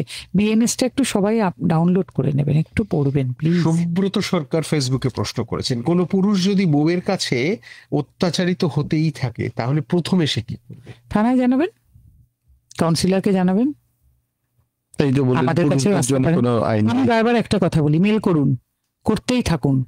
পুরুষদের জন্য কি কোনো আইন আছে? না, নেই, কিছু নেই। তাহলে মেল করে লাভ। মেল জানাতে হবে, পাথরে তো ঘষতে ঘষতেই ক্ষয় হবে, মেয়েরা তো এভাবেই সবকিছু পেয়েছে। আমি যদি কোনো আমাকে একটা কথা বলুন। প্রতিকার না পাই তাহলে আমি কেন জানাবো? কেন জানাবো না? তাহলেই তো প্রতিকার হবে। কবে হবে সেটা? লড়তে হবে, মেয়েরা তো লড়াই করেই সব পেয়েছেন, এটা কেন আপনারা ভুলে যান? মেয়েদের জন্য কি কিছু ছিল? মেয়েরা চিৎকার করেছেন, লড়াই করেছেন। মেয়েদের জন্য লড়াই করেছে পুরুষ, পুরুষের জন্য লড়াই কে করবে? আমরা করছি, ওনাদেরও করতে হবে, সব প্লেটে সাজিয়ে দেওয়া হবে নাকি? লড়তে হবে, আর এত সহজে? মানে আপনি একটা কথা বলছেন নন্দিনী, সেটা হচ্ছে যে মেয়েদের জন্য লড়াই করতে গিয়ে সাম্য আনতে গিয়ে আসলে একটা অসাম্য তৈরি হয়েছে, Definitely. এখানে কাউন্টার ফোর্স করতে ডেফিনেটলি হবে। অসাম্য তো তৈরি হয়েছে, এটা হবে, এটা তো স্বাভাবিক। দেখুন, কিছু একটা জিনিস এলে ইউজ হলে তার মিস ইউজ হবেই। আজকে মেন্স কমিশন না থাকাকালীনও কি পুরুষ অনেক কিছু করেন না? হুম। খারাপ পুরুষ কি নেই? একজন পুরুষ 5টা বিয়ে করছেন লুকিয়ে, কি নেই? প্রতারণা কি পুরুষ মানুষ করছেন না?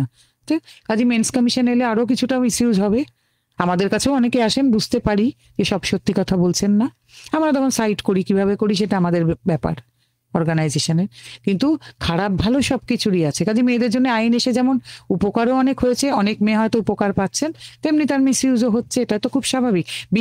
বিজ্ঞান যখন এসেছে, বিজ্ঞানের কি খারাপ নেই? আচ্ছা, প্রশ্ন আছে এই মুহূর্তে আমাদের কাছে, আমরা একটু প্রশ্নে যাই। হ্যালো, আচ্ছা, হ্যালো, হ্যাঁ বলুন।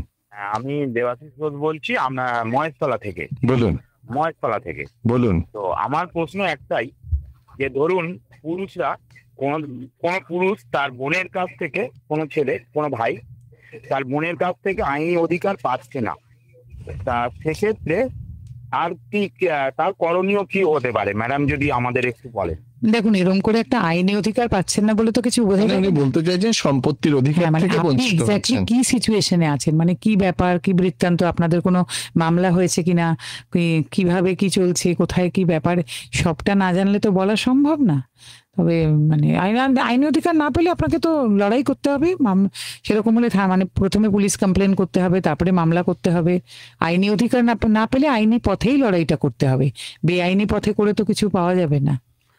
সমাজে একটি বাচ্চা, ছেলে বা মেয়ে, সে যখন প্রতিষ্ঠিত হচ্ছে বা বড় হচ্ছে, তার ভালো বিভিন্ন রকম পারফরমেন্সের জন্য অনেক সময় মায়েরা কৃতিত্ব পান, সেটা ন্যায্য আমি বলছি না, কিন্তু সমান কৃতিত্ব কি তার বাবা পান? না, কখনো না। আমি একটা কথা বলি, এই প্রসঙ্গে মজা দেখবেন, এটা খুব একটা মানে মজারই কথা। ছেলে মেয়ে যখন ভালো রেজাল্ট করবে, তখন মা বলে, কার মেয়ে বা কার ছেলে দেখতে হবে, তার খারাপ হলে বলবে, ওই তো তোমাদের বাড়ির ছেলে, এর বেশি আর কি হবে। একদম এই স্টেটমেন্ট বাবা, এ তো আপনার বাড়িতেও হয়তো হয়েছে এই জিনিস, আমার বাড়িতেও হয়েছে। তোমাদের বাড়ির ছেলে মেয়ের বেশি কি হবে? আর ভালো হলেই বলবেন, বাবা হ্যাঁ আমার বাবা জানো তো এই ছিল, আমার ছেলে, আমার মেয়ে। কোন বাড়ির সন্তান দেখতে হবে? কোন বাড়ির সন্তান না, মামা বাড়িটা দেখতে হবে তো কেমন। আপনি একটা জিনিস খেয়াল করে দেখবেন, আপনার ছোটবেলায়, আমার ছোটবেলায়, আমরা গরমের ছুটিতে কোথায় যেতাম? মামা বাড়িতে যেতাম না? কাকার বাড়ি, পিসির বাড়ি কবার গেছেন? আমরা চাই বা না চাই, আমরা যে পুরুষতান্ত্রিক পিতৃতন্ত্র বলে চিৎকার করি না, আমরা বেসিক্যালি সবাই কিন্তু প্রভাবিত মায়ের বাড়ির দ্বারা। যেই বাড়িতে ঠাকুমা খুব দুর্দণ্ড প্রতাপ ছিলেন, যাদের বাড়িতে, তাদের বাড়িতে হয়তো মানে সেই খানিকটা ঠাকুমার বাড়ি রান্না এইসব কিছু চলেছে, কিন্তু আদারওয়াইজ সব বাড়িতে কিন্তু মায়ের বাড়ির প্রভাবই চলেছে সবসময়। এটা আমি খারাপ ভালোতে যাচ্ছি না, আবার বলছি। একটা দারুণ প্রশ্ন এসছে, মন্দিরা মহাপাত্র বলছেন, এক ভয়ঙ্কর সিচুয়েশন, 498 মামলা মিথ্যে দিকে এগিয়ে যাচ্ছে, 5 বছরের মেয়ে নিয়ে এক পাড়াতে দ্বিতীয় আনুষ্ঠানিক বিবাহ, চেয়ে দেখলাম তিনি নাকি প্রাথমিক বিদ্যালয়ের শিক্ষিকা। মা মেয়ের মিথ্যা বয়ান আমার 63 জীবনবোধ 360 ডিগ্রি ঘুরিয়ে দিয়েছে। মামলা চলছে, 5 বছরের প্রেম আর 11 বছরের সংসার। আমার কাছে আছে 14 বছরের প্রেম 3.5 মাসে ডিভোর্সের জন্য আসে, 10 বছরের প্রেম 6 মাসে ডিভোর্সের জন্য আসে। আছে এরকম। কারণ কি, পুরুষ দায়ী না নারী? বলতে পারবো না, আমি ছেলেটিকেই গালাগাল করি, কারণ কি করলে ভাই 14 বছর প্রেম করে? চিনতে পারেনি না, বুঝতে পারেনি। আপনাকেই জানা আমার ফুরাবে না, সেই জানারই সঙ্গে সঙ্গে তোমায় চেনা। হ্যাঁ, সেটাই চলছে আর কি। এইবারে আমরা আসি সম্প্রতি যে রায় সুপ্রিম কোর্টে হয়েছে, পিতৃত্বের দাবিদার সন্তান যারই হোক না কেন, বাবা বা পিতৃত্বের দাবিদার কি হবে, কিভাবে? দেখুন, এটা না দুটো মুখ আছে। আপনি ধরুন একজন ডাক্তারের কাছে গেলেন, এবার আপনার একটা রোগ হয়েছে, হ্যাঁ, এবার আমারও হয়তো সেই রোগটাই হয়েছে, কিন্তু আপনার জন্য যে ওষুধ কাজে লাগবে আমার সেটা নাও লাগতে পারে, কারণ আমার সেটা অ্যালার্জি আছে। এবার এইটা না ওনাদের খুব ক্লিয়ার করা উচিত ছিল, যে এই কেসটা কি কোনো একটা স্পেসিফিক কেসে ওনারা রায় দিয়েছেন, নাকি এটা সর্বসাধারণের জন্য ওনারা ভারতবর্ষে আপামর পুরুষ মানুষের জন্য ওনারা এটা বলতে চান, তাহলে কিন্তু ডেঞ্জারাস। আর নয়তো যদি এটা হয়ে থাকে যে আমি ঠিক জানি না, ওনারা কিন্তু কোথাও ক্লিয়ার করেননি যে কোথাও যদি এরম হয়ে থাকে কেসটি যে কোনো কারণে ভদ্রমহিলা ধরুন বিয়ের পরে অনেক সময় হয় না যে কেউ তুলে নিয়ে চলে গেছেন বা কিডন্যাপড হয়েছিলেন বা কিছু কোনো কারণে ধর্ষিতা হয়েছেন বা কোনো কিছু, তারপরে উনি প্রেগনেন্ট হয়ে গেছেন, তারপরে ওনারা রায় দিচ্ছেন যে তাহলেও জানা যায়নি তো কিভাবে হয়েছেন, যে তাহলে ভদ্রলোককে পিতৃত্বের দায় নিতে হবে। সেটার কিন্তু একটা অন্য আসপেক্ট। আদারওয়াইজ তাই যে বিশেষ কোনো ক্ষেত্রে এটা কিন্তু আলাদা। আদারওয়াইজ ওনারা যদি বলতে চান যে বিয়ে চলাকালীন যার সন্তানই গর্ভে আসুক বাবাকে দায় নিতে হবে, এর থেকে কিন্তু ভয়ঙ্কর রায় আমার মনে হয় না ভারতবর্ষে আর কখনো।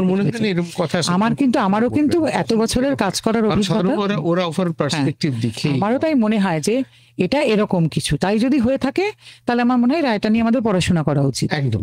আমি একটা জায়গায় চলে আসি, আজকে সামাজিক পরিকাঠামোটা যেভাবে ক্রমশ বদলে যাচ্ছে, ফাস্ট চেঞ্জিং হচ্ছে, সেখানে পুরুষের ভূমিকা কি ক্রমশ কমছে? এই অর্থে বলছি, মেয়েরা সমানভাবে শিক্ষিত হচ্ছে, চাকরি পেশায় ব্যবসায় সুযোগ এবং এক্সপোজারটাও সমান হচ্ছে, তাহলে পুরুষের জায়গা কি কমছে? আমি আপনাকে বলি, এখানে একটা মস্ত বড় ফ্যালেসি আছে। পুরুষ মেয়েরা তো এগিয়ে যাচ্ছেন, পুরুষ মানুষ তো করছিলেন এগুলো, ব্যবসায় ছিলেন, চাকরিতে ছিলেন, পড়াশোনায় ছিলেন, সবকিছুতে ছিলেন। মেয়েরা তো অনেক পরে এই জায়গায় এসেছেন, অনেক এগুলো করেছেন। কিন্তু পুরুষ মানুষের এক্সপেকটেশনটা কোথায় থাকছে বলুন তো? অধিকাংশ পুরুষ মানুষের কিন্তু, এটা আমি বলছি, আমি যেহেতু প্রায় 9 বছর ধরে পুরুষ মানুষকে নিয়ে কাজ করি, ওনারা না এখনো ভাবছেন চাকুরিরত বউ হতেই পারে, সেটা তো এখনো অনেকের আপত্তি আছে, সেটা আমি দেখি তো বসে বসে, কিন্তু ওনারা ভাবছেন ওয়াইফ এখনো হবে মাকে বা ঠাকুমাকে যেরকম দেখেছি সেরকম হতে হবে, অথচ সঙ্গে এই ফেসিলিটি গুলো থাকতে হবে। তার ফলে সংসার টেকানোটা মুশকিল হয়ে যাচ্ছে। আবার অনেকে একজন, এটা নিয়ে আমি বললাম বলে, আমি মেয়েদের কাছে তো অনেক গালাগাল খাই, অনেক কথা বলি বলে, এইটা আমি একটা পডকাস্টে বললাম বলে আমি ছেলেদের কাছে গালাগাল খেতে শুরু করি। কেন? গ্রামের দিকে তো আমার বউরা এখন অনেকে কাপড় কাচে রান্না করে, মানে ওনারা, আরে কাপড় কাচা রান্না করাটা বড় কথা নয়, সে তো ওয়াশিং মেশিন থাকলে কাপড় কাচা হতে পারে, রান্না করে, কিন্তু কনসেপ্ট বদলাতে বলছি যে মা ঠাকুমারা যে জিনিস করেছেন আজকের মেয়েরা কিন্তু সেই জিনিসটা করবেন না, সেই কম্প্রোমাইজ, সেই অ্যাডজাস্টমেন্ট অসুবিধা হচ্ছে করতে, তো তার ফলে সংসার এত তাড়াতাড়ি ভাঙছে। পুরুষ কবে অফিস করে এসে রান্না করবে? না এখন অনেকে করেন, সেটা বললে তো হবে না। এখন আমি নিজের আমার পাশের ফ্ল্যাটেই দেখেছি ছেলেটিকে রেগুলার রান্না করেন, সেটা কথা না, বহু পুরুষ করে। তো ব্যতিক্রম না। আজকে আচ্ছা, বিদেশে যে পুরুষরা থাকেন তারা কি ব্যতিক্রম?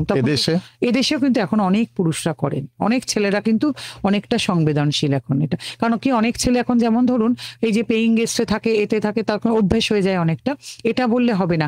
আজকের ইয়াং জেনারেশনের অনেক ছেলেও কিন্তু আবার অনেক সংবেদনশীল, একই সঙ্গে হয়তো রান্না বান্না করে, সবকিছু করে, কিন্তু আবার অনেক ছেলের মধ্যে এটা এখনো কাজ করে যাচ্ছে। আমি দেখছি যে মা ঠাকুমার মতো বউ হবে। কিন্তু পুরুষ কি কখনো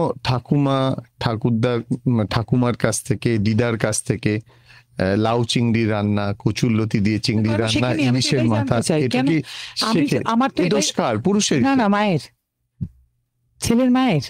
আমার বাবু দিদি চা বানিয়ে খেতে পারে না, কেন পারে না? বউ এসে চা করাচ্ছে না, তাতে কি এগুলো তো বেসিক লাইফ স্কিল, সে তো অনেক মেয়েও পারে না। মামনিরাও পারে না, মামনির মায়েরা শেখাচ্ছেন না, আজকে পড়াশোনা করেছে তো কিছু পারে না। কেন? চা করা কি বা রান্না বান্না করা, বাসন মাজা, ঘর মোছা, সব কিছুই বেসিক লাইফ স্কিল, এগুলো করার মধ্যে কোনো ক্রেডিট নেই। মানে দেখুন, একটা পুরোনো কথায় ফিরে যাই, মানে আমার ঠাকুমা বলতেন যে যিনি আমাদের বাড়িতে কাজ করতে আসেন উনি পারে না, তোমরা পারো না, এর মধ্যে কোনো ক্রেডিট নেই, কোনো কৃতিত্ব নেই এটা না পারার মধ্যে। এগুলো খুব বেসিক লাইফ স্কিল। আর এই বাবুর মায়েদের আর কি বলতে চাই, ছেলেদেরকে একটু এগুলো শেখান। যেদিন ছেলেরা এগুলো শিখে স্বয়ং সম্পূর্ণ হতে পারবেন, সেদিন কিন্তু মেয়েদের সঙ্গে গন্ডগোলটা মানে হয়ে যাবে। আমি ঠিক এই প্রশ্নে আসছি, মেয়েদের সঙ্গে পাঙ্গা নিতে গেলে ছেলেদের কি কি শিখতে হবে? এগুলোই। আর দেখুন একটা কথা বলি, মেয়েরা না কি হয়েছে বলুন তো, বাইরের কাজটা শিখে ফেলেছেন, কিন্তু যার ফলে মেয়েরা একা থাকতে আর ভয় পাচ্ছেন না। মেয়েরা কিন্তু অনেক বেশি সেলফ ডিপেন্ডেন্ট হয়ে গেছেন, কারণ ওনারা ঘরের কাজটা তো জানেন, অনেক মেয়ে আজকাল জানেও না, সেটা অন্য, কিন্তু সেলফ ডিপেন্ডেন্ট হয়ে পড়েছেন, বাইরের কাজও করতে পারেন। ছেলেরা না এখনো ঘরের কাজটায় সড়গড় হতে পারছেন না। আমার কাছে এরম ছেলেও এসেছেন, দিদি আরেকবার বিয়ে না করলে কি উপায় বলুন, গ্যাস কে নেবে, বাড়িতে জামা কাপড় কে মেলে, মানে এগুলো ওনাদের বেসিক প্রবলেম। ছেলেদেরকেও না সব শিখতে হবে, আর সব শেখাটা কিন্তু কোনো খুব একটা অসুবিধা, যেই ছেলেরা সব পারে না আর একা থাকতে শিখে গেছে সেই ছেলেকে বাগে আনা কিন্তু খুবই মুশকিল, ফোনে মুশকিল। আছেন। হ্যালো, না কেউ একজন এসেছিলেন। আচ্ছা, একটা কথা বলুন তো, আমি এতক্ষণ আপনার কথা শুনতে শুনতে মনে হচ্ছিল আমাদের গোটা সামাজিক কাঠামোটায় ছেলেদের নিয়ে কি তাহলে কোনো একটা ভুল ধারণাই তৈরি হয়ে একদম গেছে? একদম সেটা কি? এটাই, যে ছেলেরা মানে বাড়ির কাজ করবে না, ছেলেরা লেখাপড়া করবে, চাকরি করবে, ওই যে বললাম ওইটা যেমন একটা খাটবে পিটবে তাদের মানসিক স্বাস্থ্যকে, কিন্তু সঙ্গে আবার ছেলেদেরকে না এটার থেকে আলাদা করে রাখা হয়েছে। মানে ঘর সংসারে কাজ করা মানে ভীষণ মেয়েলি। কেন, কিসের জন্যে? বাড়ি ঘরের কাজ করা কি মেয়েলি পানা নাকি? না তো মোটেই, একদম। আর মেয়েরাও তেমনি যেন আগে যেমন ছিল না, মেয়ে বাইরের কাজ যেসব মেয়েরা কত দেখ কিরকম ছেলেদের মতন করে, কোনোটাই না, সব কাজ সবার জন্যে, সেটাই তো সমান অধিকার, সবাই সব কাজ করবে, কোনো প্রবলেম নেই তো। ছেলেদের প্রতি সমাজের যে স্বাভাবিক এক্সপেকটেশন, সেটাই কি এই ছেলেদেরকে ক্রমশই শ্যাটার করে দিচ্ছে? অবভিয়াসলি, আমি তো ওটাই প্রথমে বললাম যে মেয়েদের প্রতি কেন এক্সপেকটেশনটা নেই। আপনি একটা জিনিস খেয়াল করবেন, কোনো ছেলে যদি বাবা মাকে না দেখছে, মানে ছেলের থেকে এই এক্সপেকটেশনগুলো থাকে, কিন্তু মেয়ে যদি দেখে না সেটা যেন বাবা আমার মেয়ে আমার জন্য এটা করেছে, কিন্তু এটা কেন হবে? সম্পত্তির তো সমান ভাগ, তাহলে ছেলে মেয়ের দেখাটাও তো সমানই হওয়া উচিত। তাহলে মেয়ে কিছু করলে মেয়ে এটা এনে দিয়েছে, জামাই এটা এনে দিয়েছে, এরকম ভাব কেন হবে? ওটাও তো নর্মাল। আধিক্যতা। হ্যাঁ, ওটাও তো নর্মাল। তাহলে ছেলে না করলে সেটা বিরাট অপরাধ, তাহলে মেয়ে করলে সেটা এত আধিক্যতা কেন হবে? দুজনেই সমান করবে, কারণ সম্পত্তির ভাগও তো এখন সমানই হচ্ছে। কোনোটা নিয়ে মানে মেয়ের থেকে না দেখবেন এক্সপেকটেশন থাকে না। কেন থাকে না? মেয়েকেও তো লেখাপড়া শিখিয়েছে, বড় করেছে, মেয়ে চাকরি করছে, সবকিছু তো, তাহলে মেয়েও তোমাদের দেখবে, মেয়ের থেকেও এক্সপেকটেশন থাকবে। কলকাতা 14 থেকে রাহুল গুপ্ত হোয়াটসঅ্যাপ করছেন, খুব চমৎকার একটা কথা লিখেছেন। স্কুলের পাঠ্যক্রমে সমাজ সচেতনতা, পারিবারিক বন্ধন, সম্পর্ক, বিবাহোত্তর বা এমনিতেই সব দায় দায়িত্ব এমন বিষয় নিয়ে কি এক্ষুনি অন্তর্ভুক্ত করা উচিত, এবং যেগুলো পাশ করতেই হবে। একদম। আর সঙ্গে সেক্স এডুকেশন তো নিশ্চয়ই চালু করা উচিত। আমাদের মুশকিলটা কি বলুন তো, আমাদের দেশে আমরা সেক্স এডুকেশন মানে কি বুঝি জানেন তো? দুঃখের বিষয়, আমরা বুঝি কি করে ইন্টারকোর্স করতে হয়। এর থেকে লজ্জার আমাদের আর কিছু নেই। আমরা নাকি ডেভেলপড কান্ট্রি, আমরা নাকি ম্যাচিওরড, এর থেকে লজ্জার আর দুঃখের আর কিছু নেই। প্রপার সেক্স এডুকেশন আমাদের দেশে নেই বলে কিন্তু আরো এত সমস্যা। সেটা যদি থাকতো আমরা অনেক ম্যাচিওরড কান্ট্রি হতে পারতাম, এই পুরো ছেলে মেয়েদের মধ্যেও এত গন্ডগোল থাকতো না। এই সেক্স এডুকেশনের ক্ষেত্রে কি মেয়েরা বেশি কুণ্ঠাবোধ করে না ছেলেরা? এটা বলতে পারবো না, কারণ এটা তো আমাদের দেশে চালুই করা হয়নি। এটা যদি ঠিক মতো চালু করে মানে দেখুন, ওটা কিন্তু একটা প্রপার শিক্ষা আর 10টা জিনিসের মতন। ওয়ার্ক এডুকেশন যেমন, সেক্স এডুকেশনও তেমন। এটা যদি মাথায় ঢুকিয়ে দিতে পারতাম না, তাহলে আর এই গন্ডগোল হতো না। আমরা না এই বিষয়টাকে অতিরিক্ত গুরুত্ব দিয়ে ফেলেছি, লাইফে গ্লোরিফাই করে ফেলেছি। এটা যে খাওয়া, ঘুম, বাথরুম যাওয়া, খিদে পাওয়ার মতনই একটা স্বাভাবিক বিষয়, এটা রাখতে পারিনি, যার ফলে এটা এত গন্ডগোল হয়ে গেছে আমাদের দেশে। অন্ধকারে সন্ধ্যাবেলা একা রাস্তায় মহিলা বেরোচ্ছে, বাবা বেরোস না, এই অন্ধকার রাস্তায় একা যাবে, পুরুষ কেন যাবে? হ্যাঁ, আমি তো এটাই বলতে চাইছি, আমরা মেয়েদেরকে না সারাক্ষণ অবজেক্টিফাই করেই ফেলেছি, যে মেয়েদের যে শরীর একটা বিরাট ঘটনা, এবং এটা ছেলেদের কাছেও আমরা প্রকাশ করেছি যে মেয়েদের দিকে এরকম করে তাকিও না, মেয়েরা একটাই, মানে আমরা নর্মাল রাখতে পারিনি ছেলেদেরকে, মেয়ে ব্যাপারটাকে, যে তুমিও যেমন একটা মেয়েও তেমন। এটার জন্যই সেক্স এডুকেশনটাও দরকার ছিল। তার ফলে কিন্তু এত গন্ডগোল সবকিছু। আমাদের দেশের মূল জিনিস হচ্ছে অশিক্ষা। অশিক্ষা বলেই তো সবকিছু না। মা আমাকে পৃথিবীর আলো দেখিয়েছিল, তা না হলে হতো না। আমার মাই সব, আমি দুঃখের কথা মাকে বলি, সবকিছু মাকে বলি। বাবারা কি উপেক্ষিত হয়ে বাবা থাকে? না থাকলে মা আলো দেখাতে পারতেন? পারতেন কি? বাবার ঔরসেই তো মা আলোটা দেখালেন, বাবা না থাকলে হতো হবে? তাহলেও বাবারা উপেক্ষিত কেন? এটাই আমাদের সমাজ। এতে দেখবেন সন্তান মারা গেলে মার বুক ফেটে যাচ্ছে, মানে বাবার বুক ফাটে না বলতে চান আর কি। সন্তান চলে গেলে বাবার বুক ফাটে না, এটা আমি খুব জানতে চাই। বা মেয়ের বিয়ে হয়ে গেলে বাবা কষ্ট পান না, বা সন্তান দূরে চলে গেলে বাবা কষ্ট পান না, বাবা বলেন না, এই আর কি।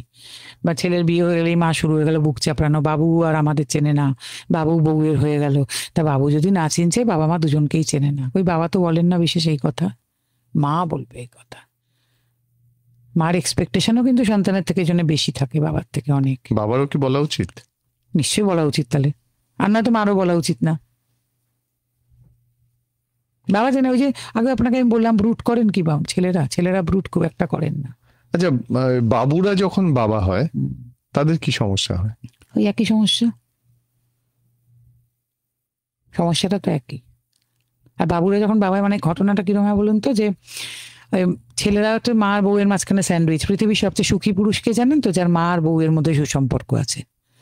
পৃথিবীর সবচেয়ে, মানে যুধিষ্ঠির এখন থাকলে এই কথাটাই বলতেন আর কি। তো যাই হোক, তো এবার বাবু হচ্ছে মা আর বউয়ের মাঝখানে স্যান্ডউইচ হয়েছিল। তখন মা বলছে, বউ তোর বউ এসব করে, এই আমার কথা শুনে না করে। বউ বলছে, দেখেছো তোমার মা আমায় করে, শোনে না আমার কোনো কথা। এবার মা চলে গেলেন। এবার বাবুর তো বাবু হয়েছে, বাবুর এবার বউ এলো। এবার বউ তো শাশুড়ির জায়গায় চলে গেছে, আর বউ এসছে। এবার মানে বাবুর বউ বাবুকে বলছে, তোমার মা আমায় কিছু করতে দেয়নি, দেখেছো এখন ওর বউ দেখো পার্টিতে যাচ্ছে, ছোট ছোট জামা কাপড় পরছে। বাবু আবার মাঝখানে স্যান্ডউইচ। এ তো তত্ত্ব শুনলাম। সুখী পুরুষ, সবচেয়ে দুঃখী পুরুষ? দুঃখী পুরুষ তো আছে ঘরে ঘরে। মার কথা শুনলে বউ চিৎকার করছে, বউয়ের কথা শুনলে মা বলছে, তোর জ্বরে রাত জেগেছি, স্কুলের ব্যাগ বয়ে তোকে স্কুলে নিয়ে গেছি, তুই এখন আমার আর চিনিস না। হোক নিজের একটা ছেলে, তারপরে বুঝবি কেমন লাগে। অভিশাপ না আশীর্বাদ এটা? অভিশাপ তো বটেই। ছেলের জীবন, পুরুষ জীবন কি তাহলে অভিশপ্ত জীবন? হ্যাঁ, খানিকটা। এরা স্বীকার করেন না ঠিকই।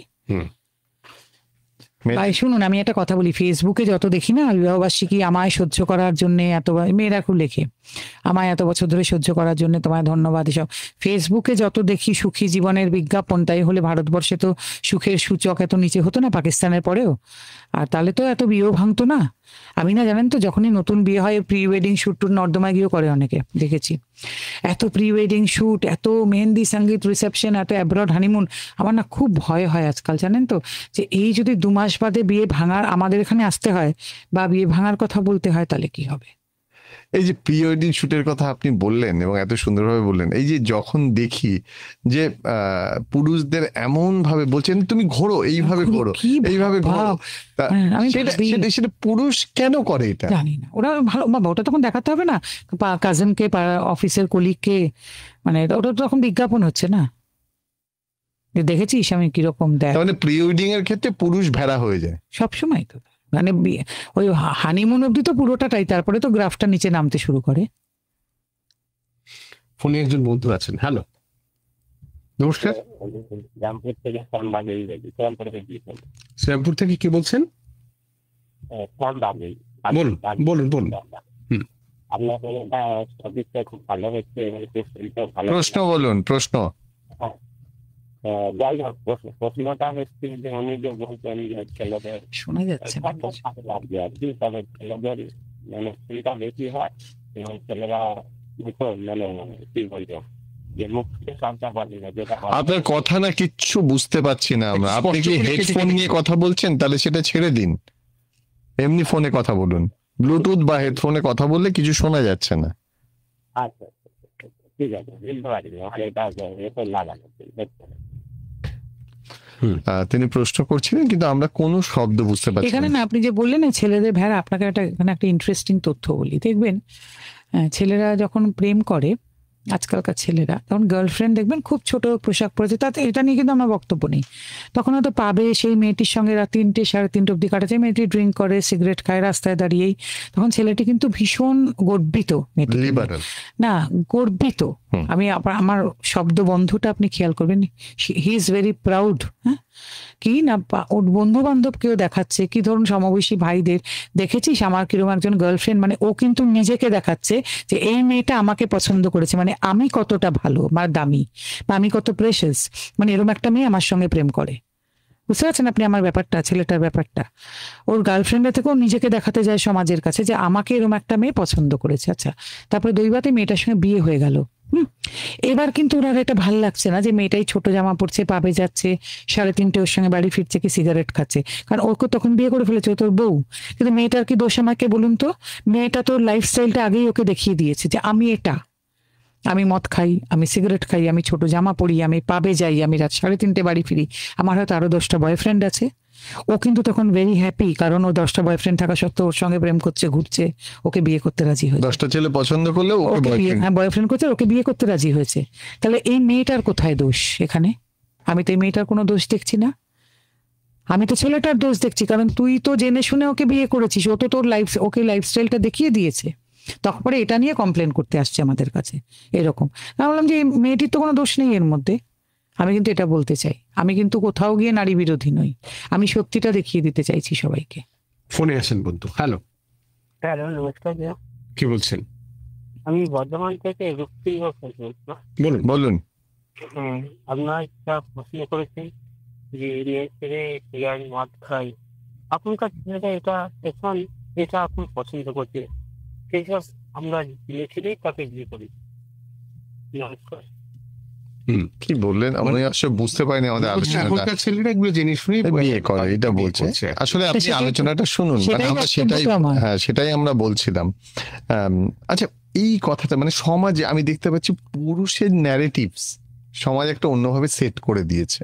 সবচেয়ে ভুল জায়গাটা কোথায়? ওটাই তো ভুল, এই ন্যারেটিভটা সেট করাটা।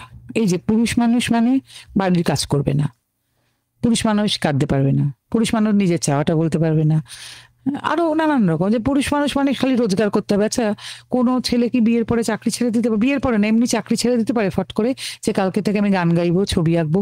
মেয়েরা কিন্তু অনেক সময় বলে আমি হোম মেকার হবো, আমার আর চাকরি করতে ভালো লাগছে না, আমি কাল বাচ্চা হওয়ার পরেই বলে দিলাম এবার বাচ্চা দেখবো। আমার নিজের বাড়িতে আমি এরকম উদাহরণ জানি। এ বাবা, তুই ছেলে, তোকে নাচ শেখানো না। যাবে না, পুরুষ কেন নাচবে? হ্যাঁ, এটাই তো বহু কথা সব সময়। অথচ ভারতবর্ষের মানে বিশ্বের দরবারে ভারতের নাচকে যতজন নিয়ে গেলেন সবাই কিন্তু পুরুষ নৃত্যশিল্পী। ঘড়ি কাঁটা বলছে আপনাকে আর 4.5 মিনিট পাবো। দুটো খুব ভাইটাল প্রশ্ন। আমরা কিন্তু মেনটেনেন্স নিয়ে একটু কথা একদম বললাম। একদম আমরা মেনটেনেন্সেই চলে আসি। আমি বলছি ঠিক ওই মেনটেনেন্সেই আসছি, যে মেনটেনেন্স একজন মেয়ে পাচ্ছেন কোর্টের অর্ডারে, দাবি করছেন কোর্টের অর্ডারে, রিসেন্ট যদিও 18 কোটি টাকা। 18 কোটি টাকা, 18 মাস বিয়েতে। 18 মাস বিয়েতে। মেনটেনেন্স একজন পুরুষ পাবেন না কেন? না, হিন্দু ম্যারেজ অ্যাক্টে কিন্তু পেতে পারেন যদি আপনার বিয়ে হয়। হিন্দু ম্যারেজ অ্যাক্টে আপনি যদি আপনার স্বামীর থেকে বেশি রোজগারে হন, স্বামী তাহলে অ্যাপ্লাই করতে পারেন। কিন্তু এই আইনটাই বদল হওয়াটাই দেশে খুব দরকার, যে দুজনের মধ্যে যে বেশি রোজগার করেন সে অপরজনকে মেনটেনেন্স দেবেন। বলি, কোন ধরনের পুরুষ খোরপোশ বা মেনটেনেন্স দাবি করতে পারে? ওই যে ধরুন আপনার স্ত্রী আপনার থেকে বেশি রোজগার করেন, আপনার কোনো রোজগারই নেই, তাহলে আপনি দাবি করবেন, করা উচিত। ধরুন আমার স্ত্রী 5 কোটি টাকা ইনকাম করে, আমি 3 কোটি টাকা ইনকাম করি, করতে পারেন আপনি তাহলে দাবি। আমি তাহলে দাবি করতে পারি? কারণ এখানে তো স্ত্রীরা পুরুষের থেকে বেশি মাইনে পেয়েও দাবি করছেন, অনেক পুরুষের রোজগার নেই তাও দাবি করছেন। তাহলে আমার মতে মনে হয় সেটা একটা সুস্থ স্বাভাবিক সমাজে সেটাই হওয়া উচিত। দুজনের মধ্যে মানে যে বেশি ইনকাম করেন তিনি অপরজনকে দেবেন। এর জন্য Hindu marriage act, special marriage অ্যাক্টের দরকার নেই। এবং সেটা কি ওই ডিফারেন্স অ্যামাউন্টের উপরে? ডিফারেন্স অ্যামাউন্ট না, ডিফারেন্স অ্যামাউন্টের উপরে দরকার নেই, যে বেশি। তারপরে একটা স্যালারি ইয়ে দেখে সেটা কোর্ট থেকে ঠিক করা হোক বা লতে ঠিক করা হোক, কিন্তু আমার মতে সেটাই কিন্তু সমানাধিকারের প্রথম ধাপ হওয়া উচিত। তাহলে তো মেয়েদেরও গর্বিত হওয়ার দিন সেটা, যে আমি আমার স্বামীকে ভরণ পোষণ দিই। এই যে আজকাল আর বিয়েতে একটা ফার্স করা হয় না, যে মেয়েরাও থালা ধরছে, আমি তোমার ভরণ পোষণের দায়িত্ব নিলাম, ওই ফার্সগুলো করে কোনো দরকার নেই। আইনিভাবে গিয়ে ভরণ পোষণের দায়িত্ব নিন, সেদিন আমরা বলতে পারবো আমরা সমান হলাম। একজন মানে এই প্রশ্নটা দুটোই মানে প্রশ্ন একসঙ্গে রাখছি। একজন পুরুষ সম্পর্কে মেয়েদের সবচেয়ে ভুল ধারণা কোনটি, আর একজন মহিলা সম্পর্কে, নারী সম্পর্কে পুরুষের সবচেয়ে ভুল ধারণা? তো আর একটা না, বহু। এই মেয়েরা সবসময় মনে করেন যে আমাকে বুঝলো না, আর ছেলেরাও কিন্তু এটাই ভাবেন যে আমাকে বুঝলো না। ছেলেরা বেশি ভাবে যে আমায় ভালোবাসে না, কারণ ছেলেরা না বিবাহতে খুব আশ্রয় খোঁজেন, আর মেয়েরা আজও সিকিউরিটি খোঁজেন। এটা কিন্তু চিরন্তন সত্য। ছেলেরা কিন্তু খুব একটা সিকিউরিটির জায়গাটা খোঁজে না, ছেলেরা আশ্রয় এটা খোঁজে। আর ছেলেরা একটু ভালোবাসা, মেয়েরা ভালোবাসা চান না বলবো না, কিন্তু মেয়েরা কিন্তু প্রথমে একটু নিরাপত্তা এটা খোঁজেন, সিকিউরিটি। ছেলেরা নরম হলে তাদের ন্যাকা বলবো কেন? বলা হয় তো মেয়েলি বলা হয়, তেমনি মেয়েরাও তো তাই। এই যে একটু শক্তপোক্ত মেয়ে হলেও তো বলা হয় না টমবয় টাইপের, পুরুষ বলা তো হয়। মেয়েলি ছেলে ঠিক কারা সেটা জানি না, মানে এফেমিনেট বলা হয় না, কিন্তু মানে একটু নাচ করতে ভালোবাসে। দেখবেন অনেকে আলপনা দেয়, ছবি আঁকে, ঘর সাজায়, তাদেরকেও অনেকে মেয়েলি বলতেছে। বাবা তোর আবার মেয়েদের মতন বাড়ি সাজানো, ঘর সাজানো, ছবি আঁকায় আলপনা দিচ্ছিস, সেসবও বলে। এটা কি অন্যায়? লক্ষ্মী ছেলেও তো হতে পারে, লক্ষ্মী মেয়ের মতন লক্ষ্মী ছেলে কেন নয়? কার্তিক হবে না? কার্তিক তো এটা অন্য কনসেপ্ট। ঘড়ি কাঁটা বলছি মাত্র 1.5 মিনিট। একেবারে আজকের এই গোটা অনুষ্ঠানটাকে গুটিয়ে আনা মানে আর কিছুই না, ঘড়ির কাঁটার সঙ্গে একটু তাল মিলিয়ে চলার জন্য। আমাদের সমস্ত শ্রোতা দর্শক বন্ধুদের জন্য আপনার টেকঅ্যাওয়ে মেসেজ কি? এই তো 79th স্বাধীনতা দিবস, এটাই বলতে চাই যে যারা অধীন দিনে রাতে ঘাড় পাতে আদালতে, তারা জানে স্বাধীনতার মানে। আপনারা কি বুঝবেন? সুতরাং পুরুষ অধিকারের জন্য যদি আদালতে যেতে হয় আপনাকে, তখন অর্থ বোঝা যায় হ্যাঁ, যে- পুরুষ কি চায়। বরং আদালতে না গিয়ে সমাজের মাঝখান থেকে পুরুষ নারী সমান, মানে পুরুষেরও ব্যথা আছে, পুরুষেরও কান্না আছে, পুরুষেরও নরম মন আছে, এই টোন দিয়েই আমাদের অনুষ্ঠান নিশ্চয়ই। আজকে শেষ হোক। এবং আর অসংখ্য সামনের বছর ধন্যবাদ। যদি এই অনুষ্ঠান 15ই আগস্টের আগে আবার করতে পারি, অন্তত যেন একটা মেন্স কমিশন হয়েছে তার আগে এটুকু আমরা জানতে পারি। তাহলে এই স্বপ্ন নিয়ে আমরা নিশ্চয়ই। অনুষ্ঠান শেষ করব যে এই 79th হ্যাঁ। ইন্ডিপেন্ডেন্স ডে সেলিব্রেশন, মনে একটাই আশা যে একটা একটা men's মেন্স commission। কমিশন হবে, তখন আমরা আরো অনেক বিষয় নিয়ে আলোচনা করব। নিশ্চয়ই। আজকের ভালো অনুষ্ঠানটা থাকবেন। ছিল পুরুষোত্তমের জন্য। আপনারা যারা দেখলেন শুনলেন তাদের সবাইকে ধন্যবাদ। নন্দিনী, আপনাকে অনেক ধন্যবাদ। সারাদিনের ব্যস্ততার মাঝেও আপনি না, না। এসেছেন। এবং হ্যাঁ, এটাও একটা আবার বড় আবার পাওয়া। কোনোদিন নিশ্চয়ই আমাদের এই অনুষ্ঠানে আপনাকে নিশ্চয়ই, আমরা নিশ্চয়ই। ডাকবো, সেদিন আপনাদের আসতে হবে।